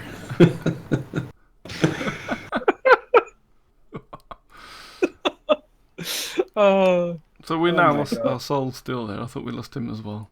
No, I'm still here, man. I'm still here. It's just throwing over. People just link his Tinder profile. So one of the last things they sort of showed on the ATV was the being able, because of the way that the camera system works, is that they can enlarge the images and have like these larger than life holograms and still keep the detail, which I thought it just looked pretty cool. I mean, the fact that when they zoomed right in on the eye of the character and it still had the same detail as the character. I'm still amazed that we managed to fill 1.5 hours with this ATV, by the way. I'm stretching it as best I can. We've done really well. I'm doing what I there's can. so much stretching. Oh. A pat on the back. Oh no, let's not do that again, by the way.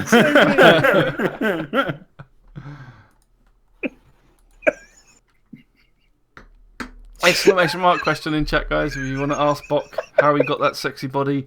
And he can tell you all about his keto diet and all that sort of thing as well. I stopped that, and it was more. Stretching, like what he did. Like, that's just whatever you just. That was just creepy. Jesus. The secret ingredient is beer. Just beer. That's a real beer one. You can see that. That was a good one, though. Hobgoblin. Oh. So, what do you how do you see these sort of like holograms and things being implemented into the universe? I know we talked about like the tour guides. No, I meant more like into like with these mission givers and maps and things.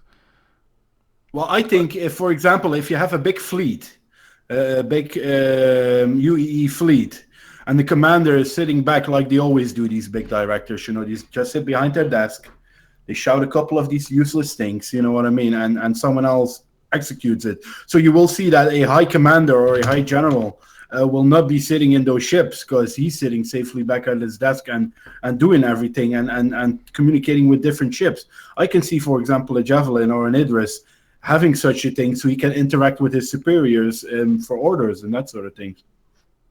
I don't know what you guys think. Yeah, no, I just like to go here in the video. I can't wait to see if it's going to be in the Polaris. That'd be pretty cool. Because we got 3 of them in Addicted, and that'd be quite nice to be able to kind of communicate between them. Banner Merchantman it probably has an alien tech version of such a thing. You know what I mean? Where it's or the what's the other dudes? The ugly turtles. The ugly. Ugly turtles. Teenage Mutant Ninja Turtles. Them ones. Yeah. For example, so you'll see that each race has its own version that looks alike, for example. But I think it's more just general communication, especially in the year that this game is supposed to be playing. You know, that is the way of communicating. Just like we're Skyping now, or we're doing Zoom, or we're using Snapchat or whatever. In that time, you have these things that are just the standard. You know, instead of a phone call, you're doing a hologram call. You know what I mean? Do you think we can use it ourselves in the PU? I think that's what they're hoping for, don't you? Yeah, so do you think it's going to be of your character, and do you think when you talk, so with comms, it's going to move your character's mouth? Do you think that's going to happen? Yeah. Depends on the implementation. That's in games already, you know, if it exactly moves the mouth like you would do it, but in most games, the mouth starts moving if you talk through the headset, you know. Yeah, GTA 5 has it, EverQuest did it, Ark's got it, yeah. So I definitely think that's going to be the case. It probably won't, like, form the lip movement to look exactly as you're saying it, but I definitely think they'll have, like, jaw movement. I agree with that, Kai. I agree with that. Laughing gas. You know what I mean? Do you think we'd have voice changer in game, or do you think you'd have to do it yourself? Like, so if you were trying to do like a sneaky mission or trying to get someone to do something, and you want to pretend to be somebody else. I've already got mine, Christopher Walken.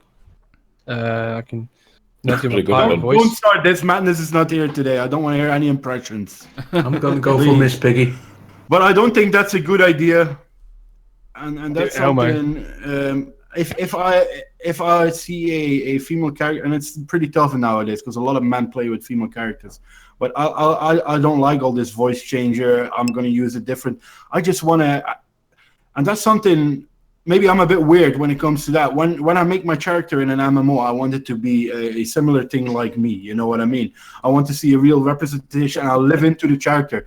You would never see me play a female character either, and it's not because we all like females, but I can't really get into the game then, and I hope people in the future. I get really annoyed with people that, for example, in a game like Black Desert, and I know if any of you guys played it, that paint their fucking coach wagon purple or something like that. You know what I mean? I'm like, it does not represent real. There need to be boundaries in those sort of things. You know, it's the same as you would get a ship that you can paint completely freaking pink. You know what I mean? I think you should be able to put pink accents on, but not like something that could not be in real life. You know what I mean? It's like I like things to be very close to reality, basically. But if they don't like to change, not someone running around with a pink fucking ghillie suit. You know what I mean? It just doesn't work for me. But maybe I'm a bit weird when it comes to that. Until you land on the pink planet. Okay, me. Oh my god. That's like Toby's joke of the century. There's some Muppet talk going on in chat. But wouldn't that stop people being able to play a female character if they wanted to, if they can't disguise their voice? You can't stop it you can't stop it anyway. You know what I mean? I always have a rule, unless I have heard them on voice chat, they're all men for me. You know what I mean? I treat them as men because you never know. You know what I mean? You never know. And I've seen it in games, and some people don't care. Oh, no, I don't care. He's a dude. We just act like it's a woman. I'm like, are you sure? Some people enjoy that, and because it's a video game, you can be whatever you want to be. You don't really need to necessarily know that this person. What if he's gender neutral? Well, what? So tell me, Buck, what is the voice of a gender neutral then? I don't know. Do it seems to be a thing these days. It's all the same. It's either yeah, you know what I mean. It's like depending on what gender it was born as, you know. But some people will find that interesting. I have a lot of respect for what people want. You know what I mean? If that is what they want, then let's do that. But, I don't like the pink. Let's keep it very close to realism, though. You know what I mean? Because that's why we all play this game. It's because we want realism, and that's why I don't like this pink dragonfly thingy as well. You know what I mean? That would be a prime target for me. I could have a fleet of 3 javelins is chasing me. If there's a pink dragonfly, it's going down. He's going down. I tell you that. Run. Well, then you'll be killing Madness probably quite a lot because he wants a pink dragonfly, doesn't he? A pink dragonfly and only wearing space boots and a boxer short. Oh, he will be sure.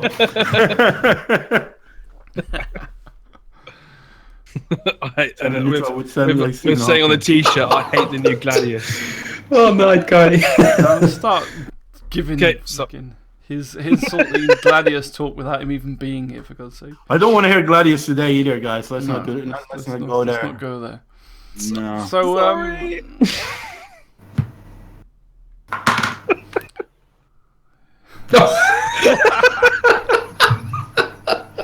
They both brought the salt in. I got mustard as well, though. And we got burger sauce. You know?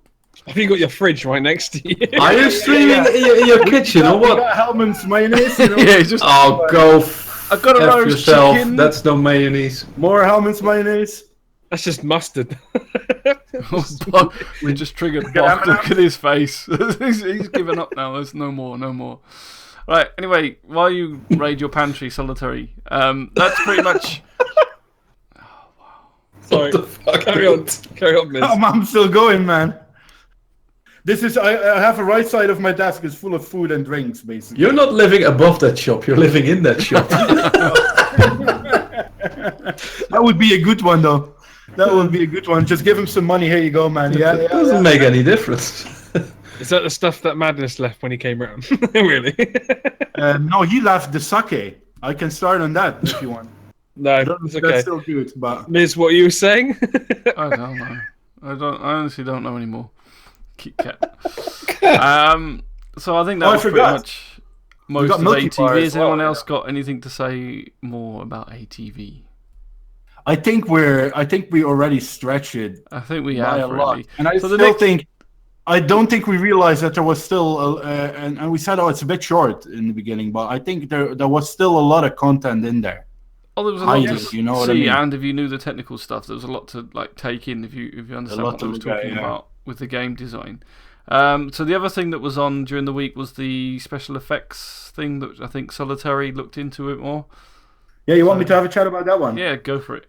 We had some issues for the viewers with the Giphy Cat and the previews that we normally use. I think because it was a podcast or a live show, we weren't able to cut it out. I don't know. You wanna grab that first video at the times that I gave you? You had problems with Giphy Cat as well, mate. I think so ATV was working by making the GIFs, but for some reason when I tried to do even though it was on YouTube, I don't know, it's because they streamed to the YouTube that it won't let us clip those with Giphy Cat or the stream thing that we use, so it won't let us make GIFs. I don't know why. So basically we had the subscribers we had the subscribers town hall, and they started off about the scale of the VFX basically. So if you have an explosion very close or very far away, how to scale that, how to make that look realistic. Basically, that's how they started off. Something.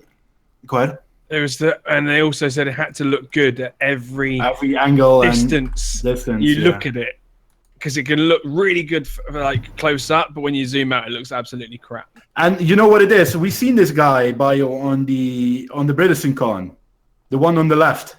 Yeah. And I love this dude, man. I don't know why, but he's such a cool guy, man. And I'm not interested in this whole VFX thing. But when he starts talking, I start listening, man. I don't know why. And I had the same thing with him on BritizenCon. It was so interesting to listen to. It's so different from most people that come on these shows and so real. He's very real, you know what I mean? Zero fucks given. And I love that, man, about that guy. The next thing that they brought up was that they got a lot of inspiration from books and movies, which I think we've seen. You know, look at the Drake Caterpillar, where you have that feel of the Predator Predator movie and that sort of thing.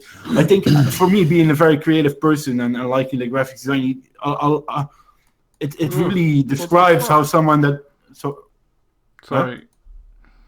You just got a floating fucking disco head. I'm playing the video where you said.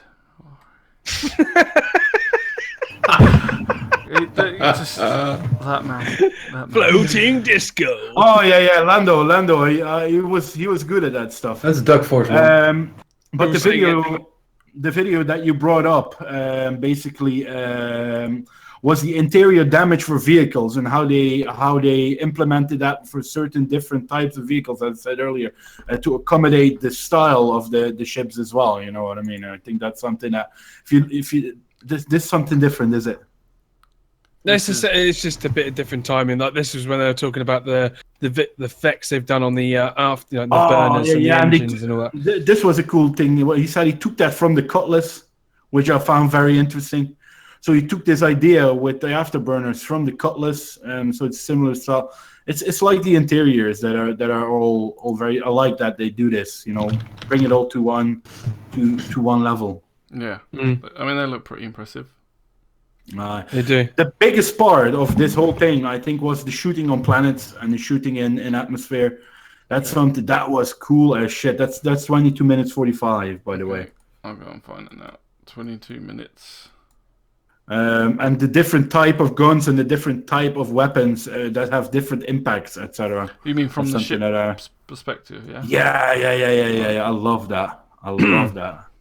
I think that's the first iteration that we see of this fighting PvPing and make the real. Why did you have? What? Don't worry, I'm not gonna say anything. It does look really cool.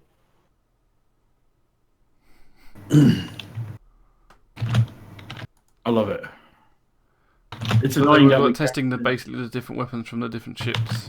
Yeah. You can see the middle one is the front gun, and the two side ones are the side guns. But look at this part, man. Where the darker one.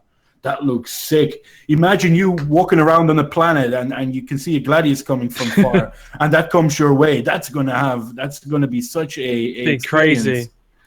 You start running, man, like a madman. Yeah. I'm looking forward to it as well because of that. Just that bullet trail. It makes some really cool kind of movie clips really nice. For you can make for 3.0. That'd be awesome. You see that coming your way, and you're gonna fucking run. I tell you that. Yeah, like looking behind you, and you can see this trail of bullets waiting to get you. So he did talk about that they wanted to make different effects for different weapon impacts then? Yeah.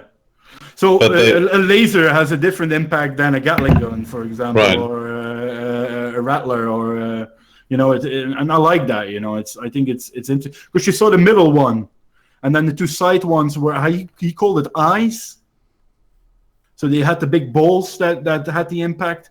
And they were talking about the new animations for laser as well.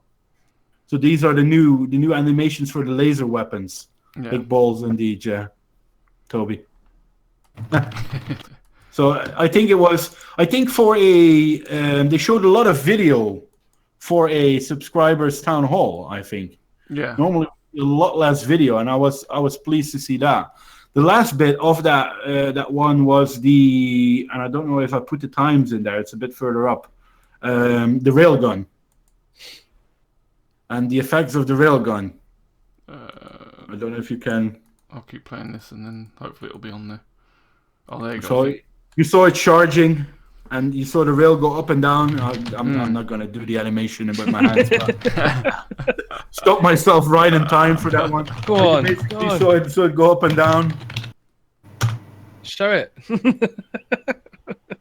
So then I'm thinking not this, the Gladius, like, the Gladius. They're shooting all this like shooting from atmosphere with these ships. Like, do you think it's going to have like a huge impact on the FPS part of the game? I mean, are you just going to get your ass kicked every 5 minutes because the ship's just going to come down in atmosphere and keep shooting at you? Like, you're not. It's going to be pretty hard to find you, though, isn't it?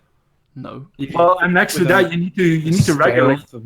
You need to regulate it because people only have a certain amount of lives. You can't have because you know what you're going to get. You see it in all the big games. Yeah, you have a bunch of 12-year-olds that are all going to jump in a ship and only shoot people on a planet. So how do you regulate that? How do you balance that? You know what I mean? It's something you don't want. You don't want to create a thing where everyone's sitting on the planet and just shooting each other on the planet. Basically, Never fly alone.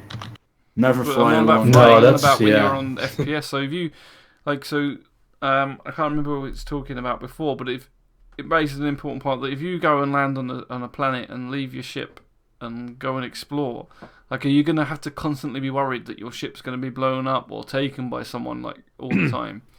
And Yeah. then, I think it will. Yeah. I think that's part of the game, maybe. Well, as they're well, bringing the feature to lock your door in 3.0. Yeah, But if that you're going to doesn't- be blasted, that doesn't out, you prevent can lock the door, being there's exploding. nothing, Yeah. Yeah, well, no, but it stops it from being stolen, I suppose.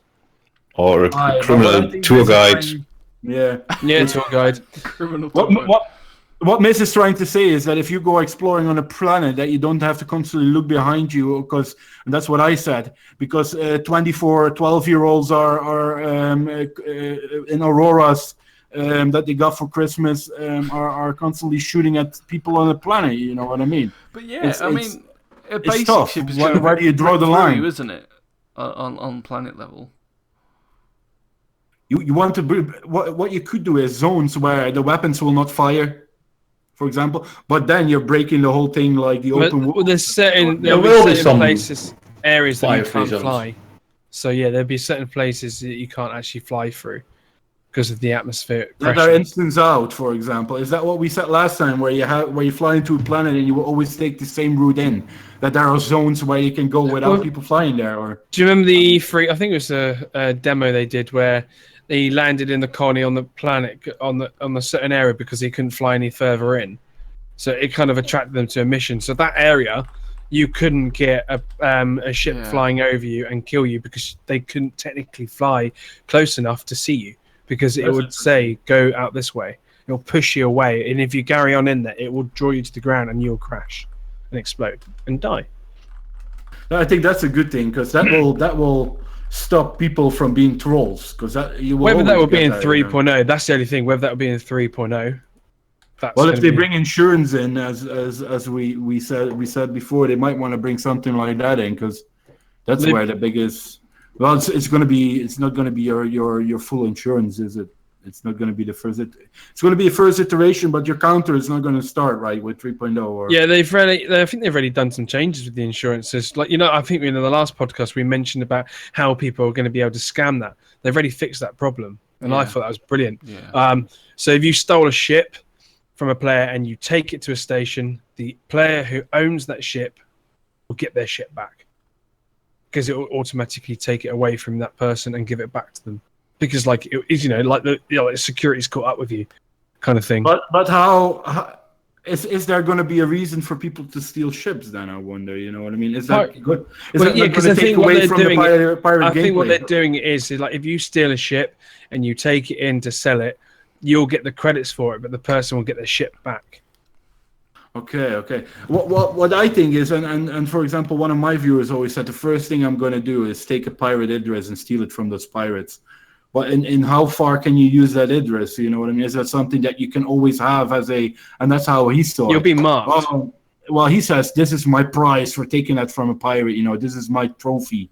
But if you turn it in, it's gone again. So how far is the trophy? You know what I mean? It's Obviously, that will still come to that will also come to change when it comes to further down the line as well. They'll probably think of other ways. Like I said, maybe that. Like I said, you when you go to land, it's because you're going to sell it. So you'll make money for that by selling it, and then the person who originally owns it will get it back. Yeah, or maybe he has to stay in lawless systems, so Yeah. security if you want won't to keep take it off using of him. Yeah, Yeah, that's interesting. because Because then you would have a choice. Are you Yeah. going to trade it in for money, or am I going to keep using it in Using it, the yeah. system? just keep flying I it, think just once- keep it away from once that stations. ship is flagged as stolen, that's it. Then you can't land it anywhere that's law abiding, or at least if you land it, you're then probably going to lose it. Yeah, Yeah. yeah. It's going to be one of those things like if you're stealing a ship in 3.0, It's probably just to test flight and see what it's like, just for the fact that you stole in it. 3.0, I doubt half the information will be there. You'll be stealing ships because you see someone with a nice ship and you want to fly it. Yeah, so I literally what I said, test flight. Do you guys think we will have an option where, just like a stolen car, we can eventually turn it into a unmarked ship by removing components or by doing certain things on it or by a mini game or something like that? I think it would be a good thing to implement into the game eventually, that you could take it to a hacker or someone that's, especially like if you think of it in the smuggler's term, because if a smuggler's smuggling something illegal or stolen, that could be definitely a good career thing if they could learn, or a way to be able to change in the identity of something so that it didn't count. But it needs to be very hard. And I don't want to compare it. It needs to be an end game thing. Then it needs to be something where you have grinded for 2 months for certain parts. Yeah. To even do that, you know what I mean? Otherwise, everyone would do it. You wouldn't have the need to build a ship anymore because you can steal it and you can easily clock it over. You know, I think there needs to be some sort of mini game where you have a grind that takes pretty damn long, or you need groups or something like that. But you don't want to make group superior. Quite difficult to do, anyways. You want to keep it very difficult. You know what I mean?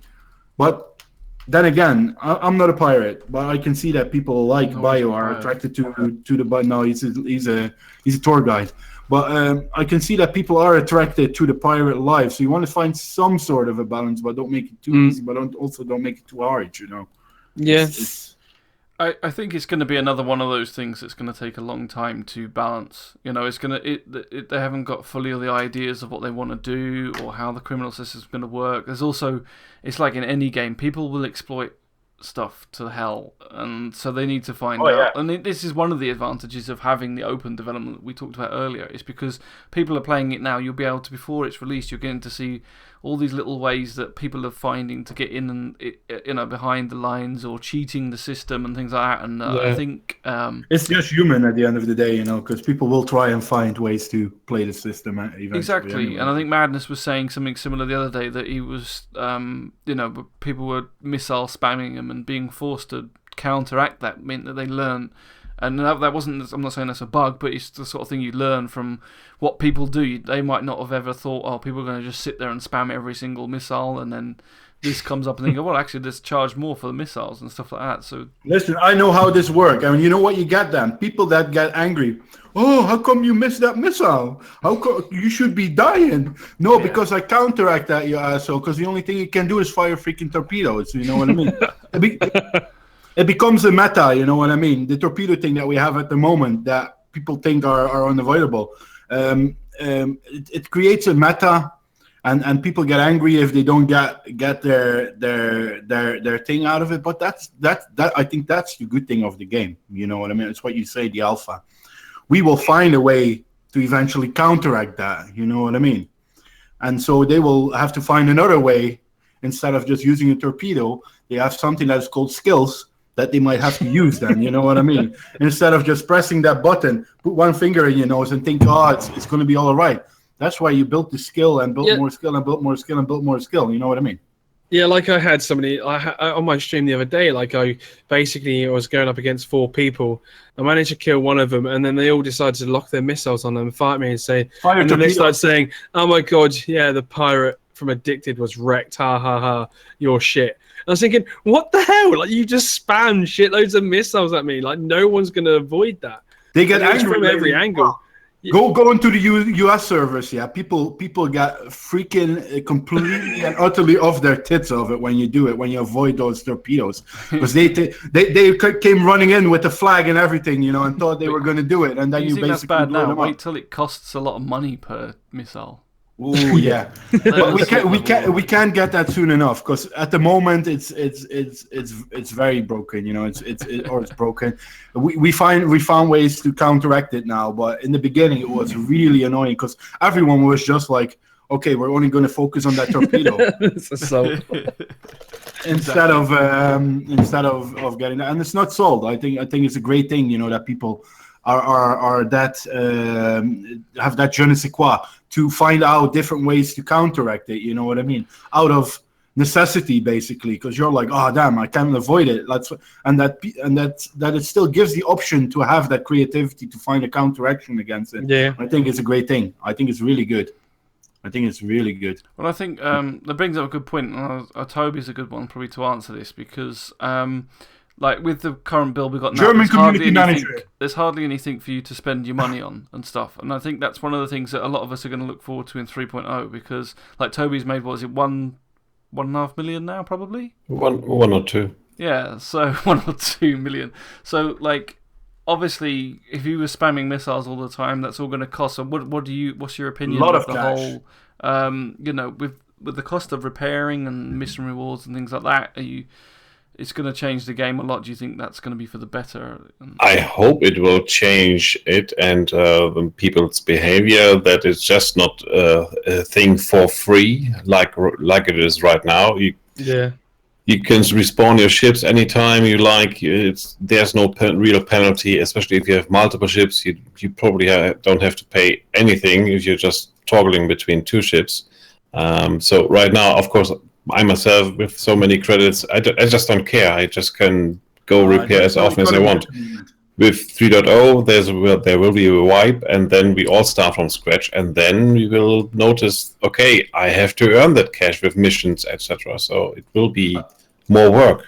I think it's very broken at the moment because of the fact that we make a lot of money in these missions, and we have only little expenditure. So you're basically making way, and it's obviously good. There is no economy at the moment yet. So we're let's say we're making this amount of money, but we're only spending this amount now, and that's why people like Toby, for example, 2 million. I think Uber Nerd is very high in the cash as well. You know, me a bit less because I'm shit at dogfighting and I constantly die and have to repair my ship. But I think when the economy comes in, and it's what Sonivore said as well, when the economy comes in, you will think twice about using that torpedo because it's going to cost you a lot of money to replace it. At the moment, and forgive me, I don't know the word, but can you help me out? Verhoudingen.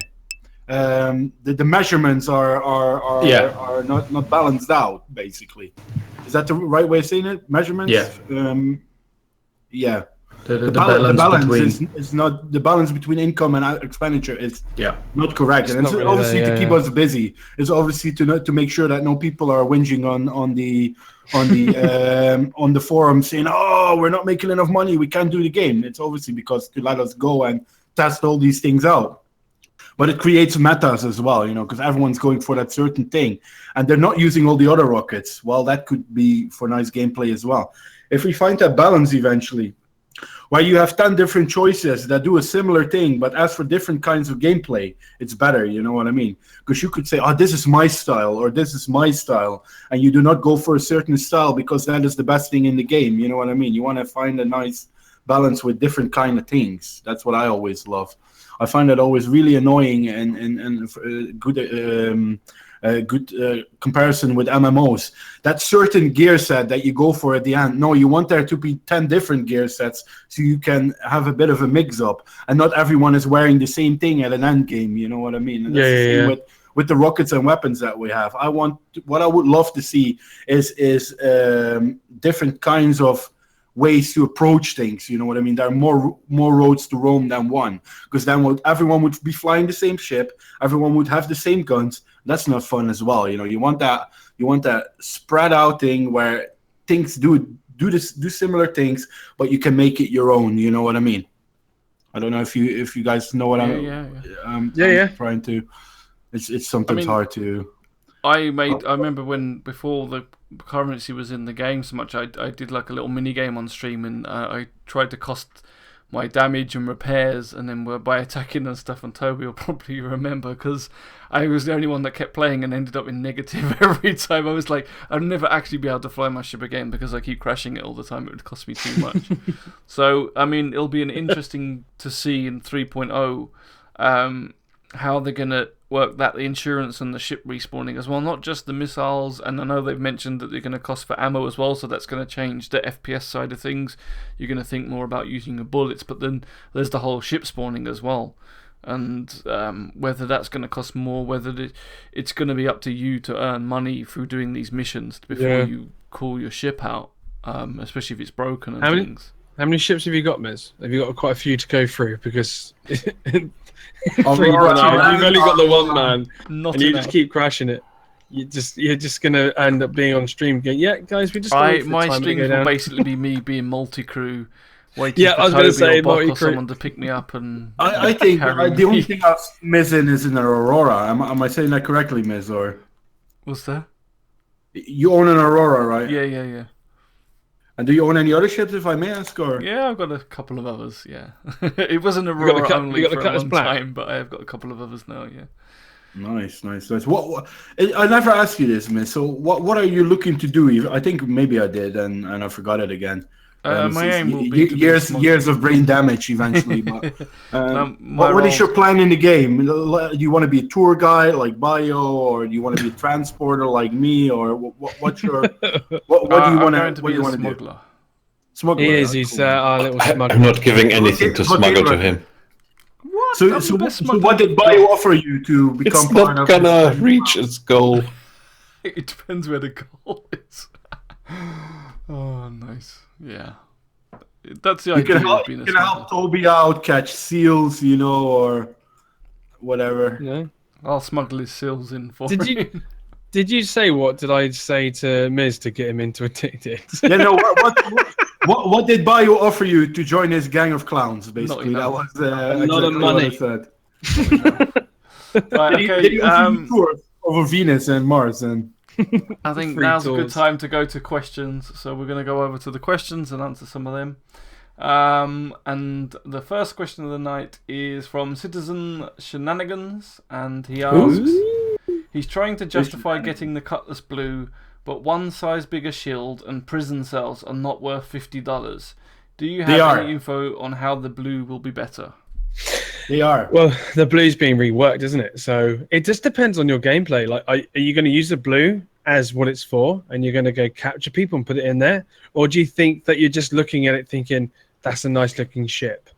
Because the black's still nice and looking. So just think about what your gameplay is going to be, and then decide on that. I agree with Bio. Yeah, definitely. If you're going to use it as a cop car, use it as a cop car. If you want to become a pirate, you're going to use a black and not a blue. Not because it has a one size bigger shield. I think the shield is of importance at the end of the day, and people will use it for different things. You know Yeah, how I can it see the goes. blue becoming a pirate kind of style as well because of its shielding. It could be a pirate faction. So you basically, let's catch some UEE guys and put them in the cells. You know, you can use it for different ways. Militia, maybe. Yeah. Oh, is that what you mean? Women. What are you on about? That's the only- Is that He said He's nothing daydreaming wrong, again. and the first thing he says, "Look at yourself, women." The first one he's come out That's with us. for I like know 20 it. minutes. Women. What are you thinking of? Women. That wasn't the question, by the way. Women. I'm locking them in my cage in the blue. Oh. So I'll be back in a minute. Okay, so yeah, I don't know what you can say that whether it's worth the $50 is more your opinion. I mean, originally it seemed more like these ships were going to be a lot more modular, so that you would be able to take like the kind of how they showed the Cyclone, how you would be able to swap the back of it and change it into different ships, but they seem to have gone away from that a bit more now, and it doesn't look like, you know, if you want to have the prisoner cells and things, you're going to have to buy the blue. Yeah, I don't know if that's just because at the moment, you know, everything supports them creating the game. So if they're selling them separately, it's better for them. But I think maybe once the game released, then yeah, maybe you can swap it become modular again then, because they did say they were still looking into that, didn't they? They were having problems with all that. But yeah, I just saw what his reply was. He just wanted a better Cutlass Black. Cutlass Black. Yeah. Just upgrade it when you Well, can. wait till you see the can new get- black and see what you think. Yeah, well, you can put like better shielding on it, better. Like obviously those bits are going to be kind of like items. Like there's shields in it, but you can't put in the game now. But you can't change them, can you? Like you can buy a better shielding, but you just can't put it to the ship.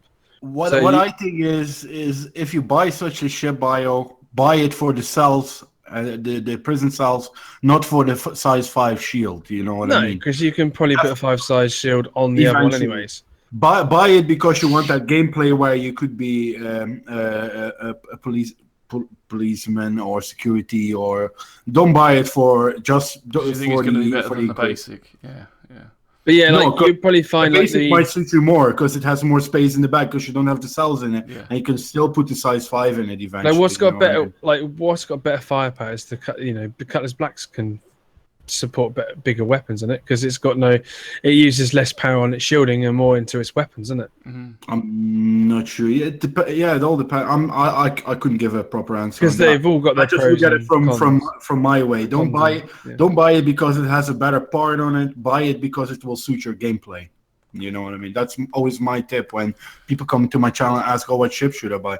Buy a ship where you obviously have the money for, and you don't have to steal from your parents or take a loan out, and buy something that suits your gameplay. You know. Yeah, you will be able to, Citizen Shenanigans. They've already showed the shielding. It's just that the Cutlass Blue will always be able to go one higher than the black, basically, on the shields. That's all. Okay, so yeah. I think we answered that one. Bock or Toby, got anything to say? Women. Okay, so the next question is from Citizen Shenanigans again, and he says, "Do you think it's possible to create a..." See, I misread this first of all, and do you think it's possible to create a wizard that will help new players? You can make a wizard if you want, man. What kind of game is this? It's like Harry Potter. You're a wizard, Harry. Do you think it's Gandalf possible in space.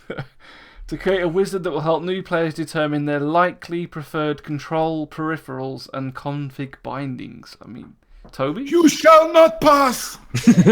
This is Toby's area for sure. Toby, go for it. I didn't get the question. Do you think it's possible to create a wizard? So I think he means like like a sort of click this if the yes is yes, Like a this help, is no. like a paperclip. That will help new players determine their likely preferred control peripherals and config bindings. They should.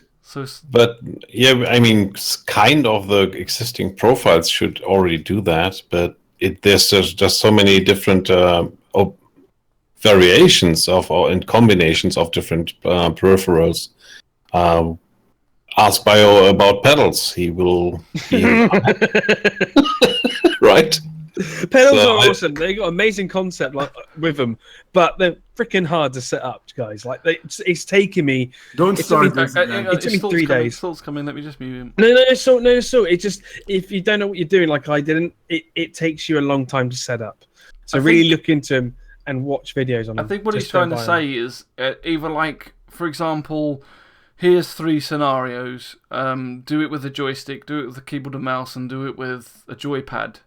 See that how wouldn't well work. you perform, and then they turn around and say, "Yeah, you're better with a mouse and keyboard." I think that's what he's trying to say, but I don't know. I would say that's just going to have to be. You're going to have to play the game and decide through playing. But imagine this, Miss. Imagine this. You have your gaming cockpit at home. You paid $1,000 for the fucking seat and the monitor stand. You got two joysticks. You got pedals, and then you have a computer telling you could better use a mouse and keyboard. You know what I mean? That's not gonna fucking work, is it? You So suck with basically sticks. telling you just spent $4,000 on the whole setup. You suck with Better use sticks. the mouse and keyboard.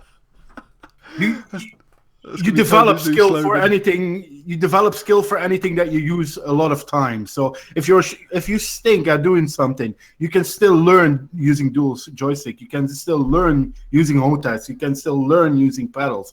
You don't want a computer telling you, "No, you're not good at that. You just spent $3,000 of it, but better not use the whole fucking setup." You know what I mean? What I think we would need to have is a wizard that basically recognizes what you have installed. I think that would be a better one. What do you guys think about that? So if you have this whole setup that would say, I found 2 joysticks, I found pedals, let's get this calibrated. How do you want this? You know what I mean? I'll let them answer that question. Bock looks like he's waiting to answer that one. No. I'm only thinking that Toby is flying with 3 sticks, and yeah, And only one is looped. looped. Yes. Wait for it, women.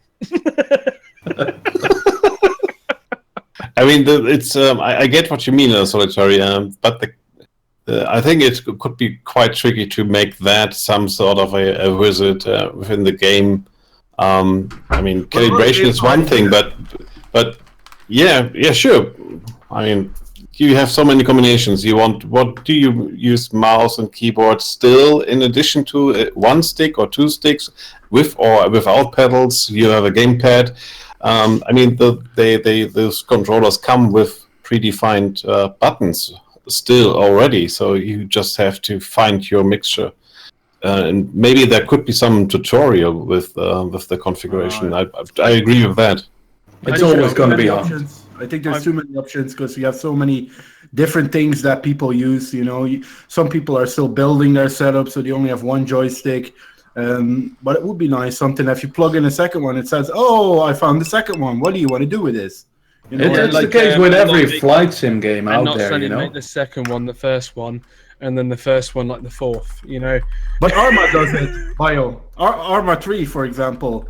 When I used to do the Chinook flying in the Milsim unit, when I plugged everything in, it said to me, I found this. I found your Drag IR. I found your HOTAS. Yeah. What do you want to do with it? Which different setup do you want to use? Well, that's probably something that's going to come in the future. They're not bothering with Hopefully. that. No, you don't need that now. It's what there is, and Bio despises it. But there is a lot of joy. There's a lot of joy in getting your setup to work. Like Toby, you linked me that Joy ID thing. It doesn't work with Windows 10 anymore. That's because you suck. It does work. Well, I can't. It won't work on mine. It's normally the user. That's a user error. Yes, anyway, I think what I was error. trying to say is that was the wizard for creating to decide whether you should use a joystick or not. And in my opinion, I would say no. I think it's too complicated for a wizard. Answering a few questions is not going to help define whether you can use dual sticks, a HOTAS, a keyboard and mouse.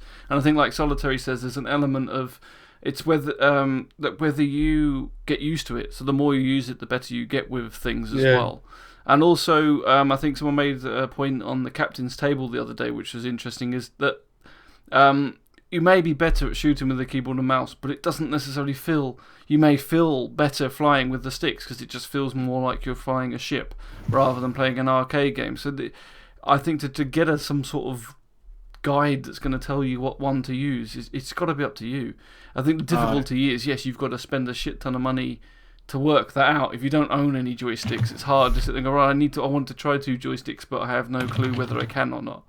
So watch videos, watch videos going on, and everything we can learn, you can learn it. If you're not comfortable with it, I was not comfortable flying with a joystick and HOTAS before, and you try and try and try and try, and it will work eventually. You just need to, and it's what I say. You can't have a system telling you, everything that you bought, you can't use it. No, you can learn to use it. It's like sports. If you're not good at football, you go in training. You train 10 weeks, you become a better football player. It's the same with this. It's all finger feeling, and you notice it when you change your mouse sensitivity in a game. You immediately need to relearn the game because your how do you call it? Your hand muscle memory is used to the previous settings. It's all training your muscle memory and learning it. You know what I mean? It's the same as everything in life, I think, and you don't want really a system that tells you not to do it. I always despise things that tell you not to do things because you can't. Everyone can if he just tries and goes for it. You know what I mean?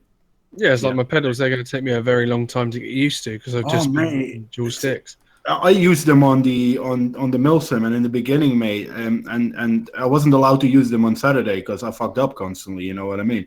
But you go train during the week and you learn, and your muscle memory eventually gets it. And this is the best time to try out these things. You know what I mean? Yeah. And you don't have to spend 400, 500 pounds on a pair of joysticks. A pair of T16000s, you'll get them for a good price.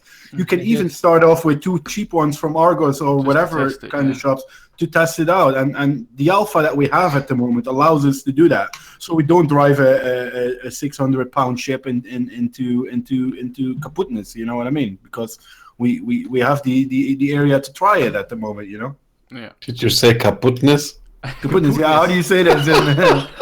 Don't get this joystick, guys. Okay. No, so, never get an X55. Never get an X55. We got that summed up. It's the X56. The next The question. piece of shit. I had it. The next question is from Dommy, and he says, an odd topic.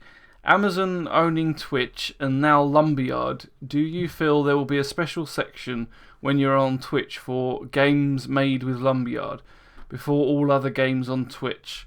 Just do it.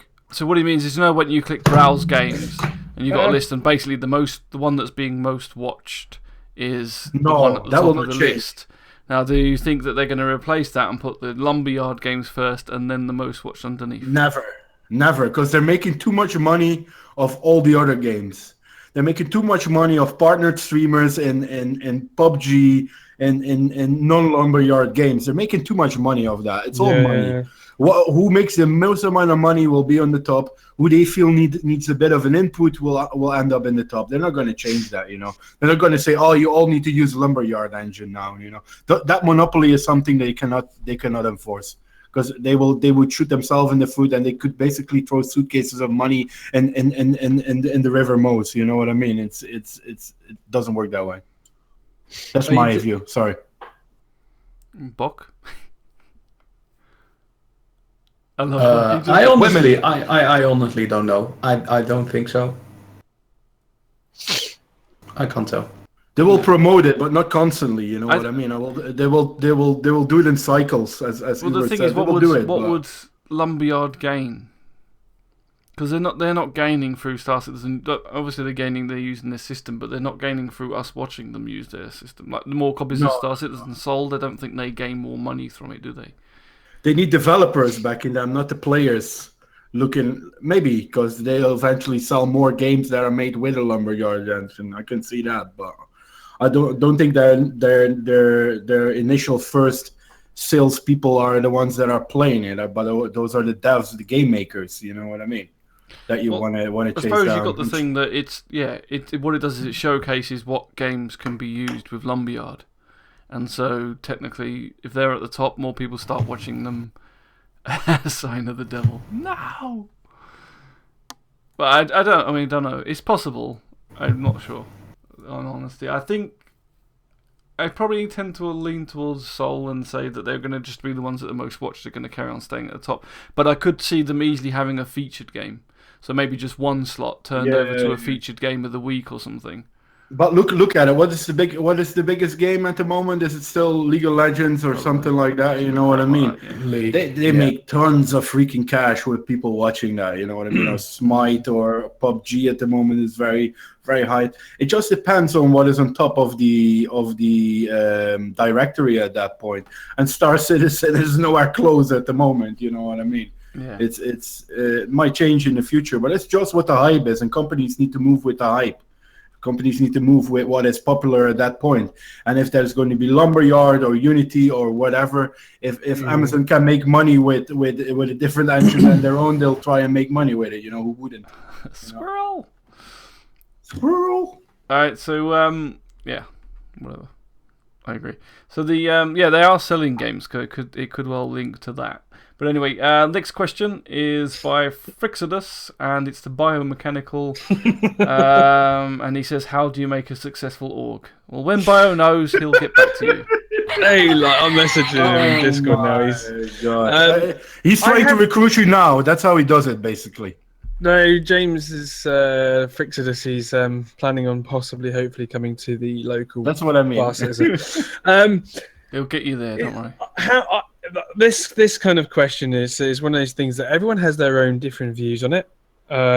Like for me, it's kind of making sure there's no kind of drama in the org, making sure that everyone's voice is heard, making sure it's more like a family fun kind of driven, but with a sense of everyone's kind of got their own way of playing the game involved as well.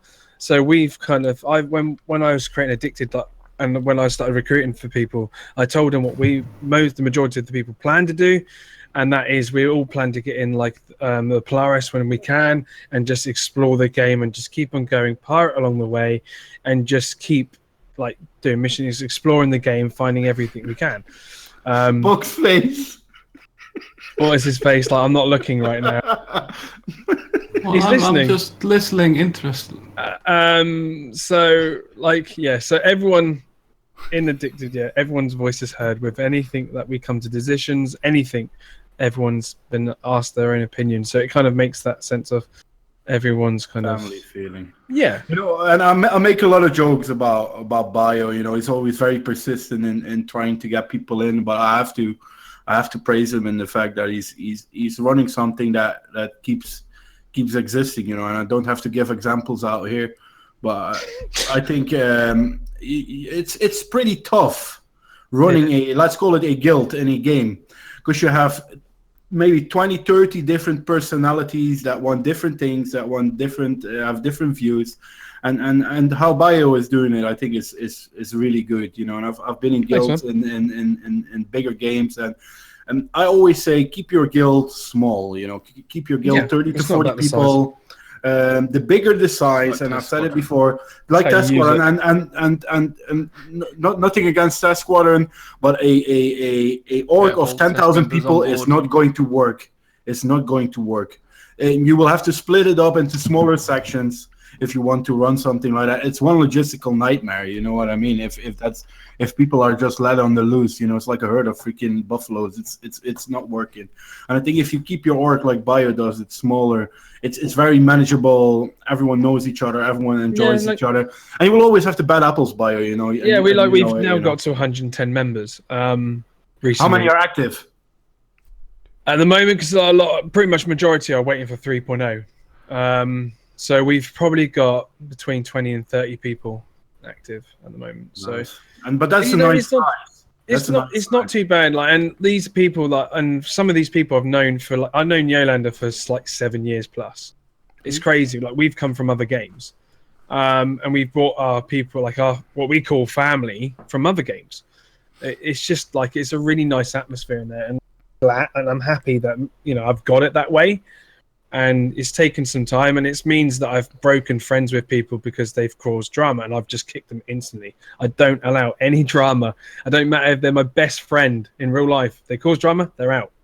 It's that simple, and it's kept a really good positive vibe in. The only thing that I would say to what was his name, Frixie boy, or what was it?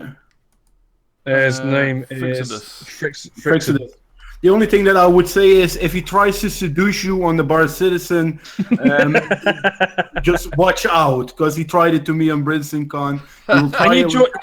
You nearly joined. You nearly joined. I think I was close, but looking back on it, Bio, and I think the state of the game that we have now, and we can laugh about it, but the state of the game we have now, I personally would recommend people not to join a org yet. Because you might not like piracy, you might not like. It's all still so much to change, you know. And I would join the org if I would join an org, it would be for the social aspect at the moment, not because of how we're doing it as well. Like, we're really a gaming community, so we're offering every single aspect of the game. That's what we want to do. We're going to create another org in 3.0 for people that don't want to do piracy. So we want to offer every ability to everyone because we're a gaming community at the end of the day.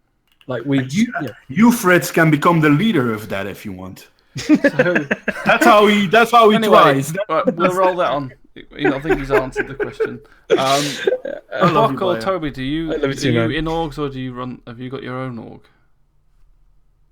Toby, I'm in test. You don't. You have seen my belly. I have to be in test.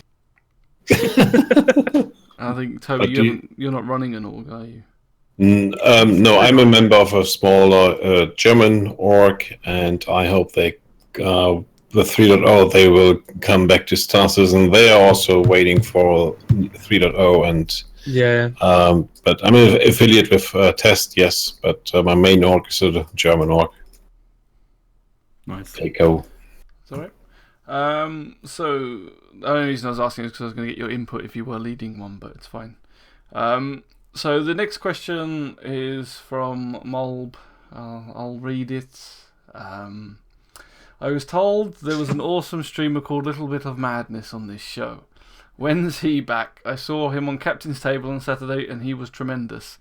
Someone is clearly delusional. Did someone make a second account? Or what is this? Okay, just note. He's so busy on holiday account of Sol. Is that what it is? Molb needs to go and see some help. I think For- there's a doctor for that. He's talking himself as in a third person. Can I say something? For all the streamers that are here at the moment, if you ever see Malt in any of your giveaways, do not give him the prize because it's a second account. Nice. Salt account. Soul Right, account, okay, that's so his main the account, next- Ty. That's his main account, the soul account. There's another post about Little Bit of Madness being wonderful and let him talk about the Gladius, but I think we'll ignore that one as well. How many so ults the did he make? The next question is from Starnivore, and he says, I am psyched for planet-side player outposts. I heard somewhere that outposts will be open to attack. Do you feel in a persistent universe that they should be open to attack 24/7, or should time windows of attack be in place? Now, I'm going to let Bock answer this one first because he hasn't said much for ages. I think Buck would. What? Women. You look bored, Bock. I thought we'd give you a question. So, do you think outposts should be attackable 24/7? Absolutely. There should be an attack window. Really? Well, no, I'm not sure about the 24/7 window yet, but they should be attackable for sure. Maybe they can do something with size if it's a rather large base you have, which is run by a big org. That can be meant 24/7. Then it can be attackable. But for us, a lonely guy down on the planet with his Go single for yourself. modular base, I don't know. Depends on the women. It depends on the women. Yes, absolutely. I think the hours. I think if you look at Black Desert, I don't want to compare it too much to Yes, other games, We but they mentioned have this before.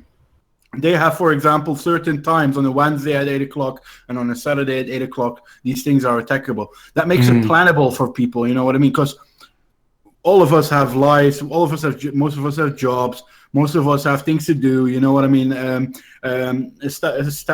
do you call it? Family to visit, etc. You want to make it plannable because you can't expect from everyone to be online 24/7. You know? Yeah, we mentioned this before, didn't we? I think we did. In one It's missing Yeah, its and charm then. No, if you play Black Desert, mate, you'll see that it works amazingly works really well. well. Yeah, but what It's if brilliant. it's outside my playing window? I can never attack a base. But or- that's why you have different whatever. times. I think in the weekends it's on a different time than it is during the week, for example. Because it was on different tiers as well, the different tier of the size of the so- place. So So if tier 1 is at a certain time, tier 2 is at a certain time, tier 3 is at a certain time. And I see where Bug is coming from, though. That could be that he would never have time to do it. It's And, tough. um, Where do you find the good? But we're all on different time zones, and I want to play with my friends from the US. Then I'm stuck with whatever time zone should I be stuck with. That is true. It Good, may- but you it have may NA work servers in and EU other servers games, in Black but Desert. I can't see Yeah. it happening in whether I agree with it or not. I think they're going to be 24-hour attackable.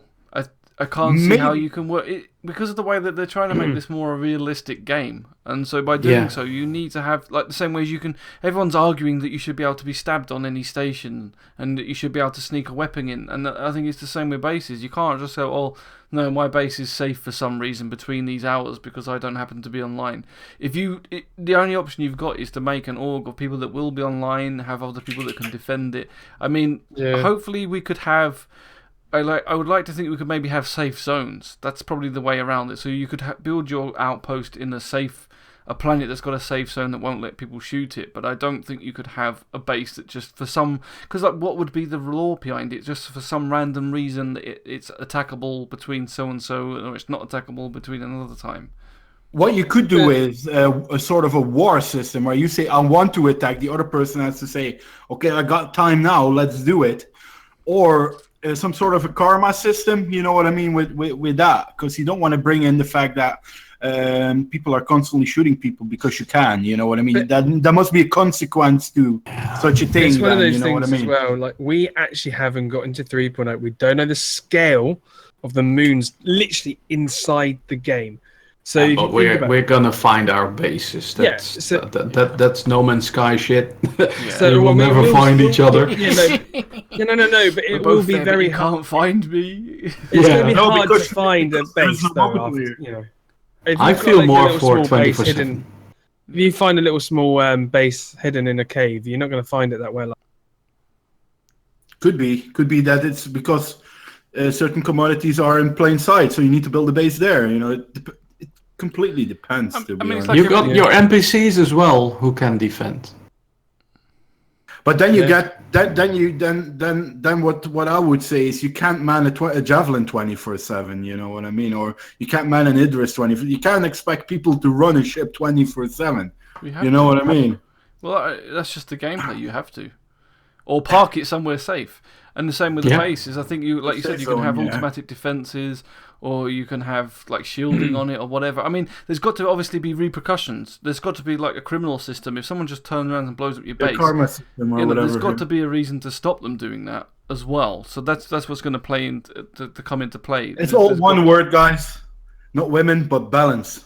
You know, where do you find the balance in it all, in the whole thing? You know, where do you get the trolls not to troll, and where do you keep the open gameplay where you can attack 24/7? You need to find a balance in between that, and that's either by putting consequences in or putting a certain system with times in. You can't do it differently. You know what I mean? I would prefer the 24/7 over Buck, but I can also see that people cannot man something 24/7. We all have real lives, you know what I mean? You're not going to stop working and stop doing everything else because you're going to play Star Citizen for the upcoming. No, but I'm going to put my NPCs to use then. Yeah, maybe NPC could be a good one, and that's Miss base defense system could be a good one. You know. Yeah. So the next question is from Little Bit Madness. Is from the champ, which is Madness. Can we fill our ships with water and carry humpback whales? Oh. Well, mate, all I can say, Madness, when I get some water in there, I'll give you a call. Okay, next question. That was it? Okay, again, I think it's Madness. Will ships have AC? It could get hot flying close to the stars. What is he doing? Is he? I think he's bored on holiday. I think he's literally bored on holiday already. He must be bored on his first day. I mean, will the cordless have a better ventilator? Can we just ignore the Madness questions and go for the? Yeah, that's it. That's all of them. That is all the questions. So unless anyone else has got any more, that is all of them. Pretty much. So yeah, that's Madness questions for you. I think there's going to be, like with the life support system, though, that's going to affect. I have a question for all of you. Oh god. So what do you guys think? And no, it's a serious one. I've been thinking about it. What do you guys expect from CIG on the upcoming CitizenCon and maybe Gamescom? What do you guys think we're going to see? What do you guys? So there was one guy from CIG in my stream on Saturday, and he did, by other things, he mentioned vertical slice. At least that word came up in what he was talking about. So I'm pretty sure that's at least CitizenCon, or by then we will have a demo. You think it's going to be a demo again? You know what I thought about? We haven't heard anything of Squadron 42 for a while.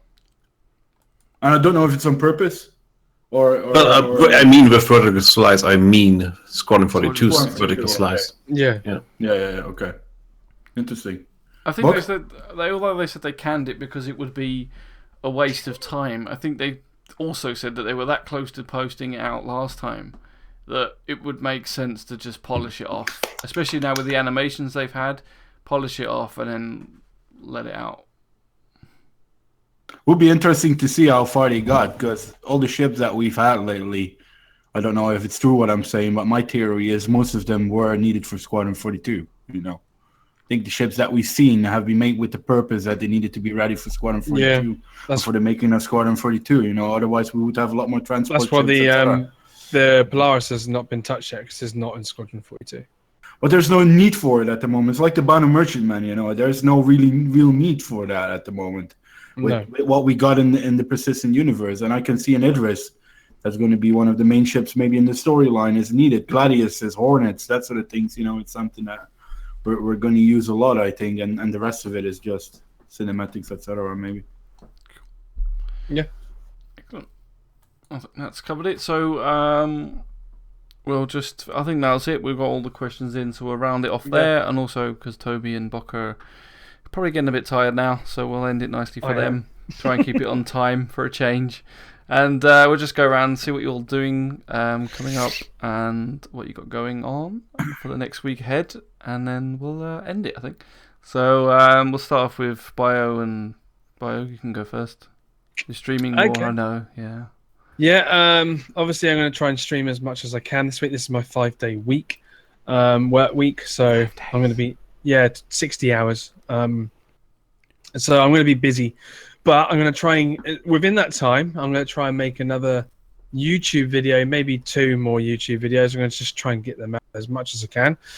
I think in the next one I'm going to try and cover the kind of all the talks about the insurance and all that kind of stuff and how it can affect piracy and all that kind of stuff. That's going to be my next video. And then I'm going to be off for 3 weeks. Yes! So you're going to see me a lot on Twitch. So someone's actually going to do the document for a change. Oh, nice. I do the document. But yeah, so it's going to be. I'm looking forward to it. I'm going to have plenty of time on my hands.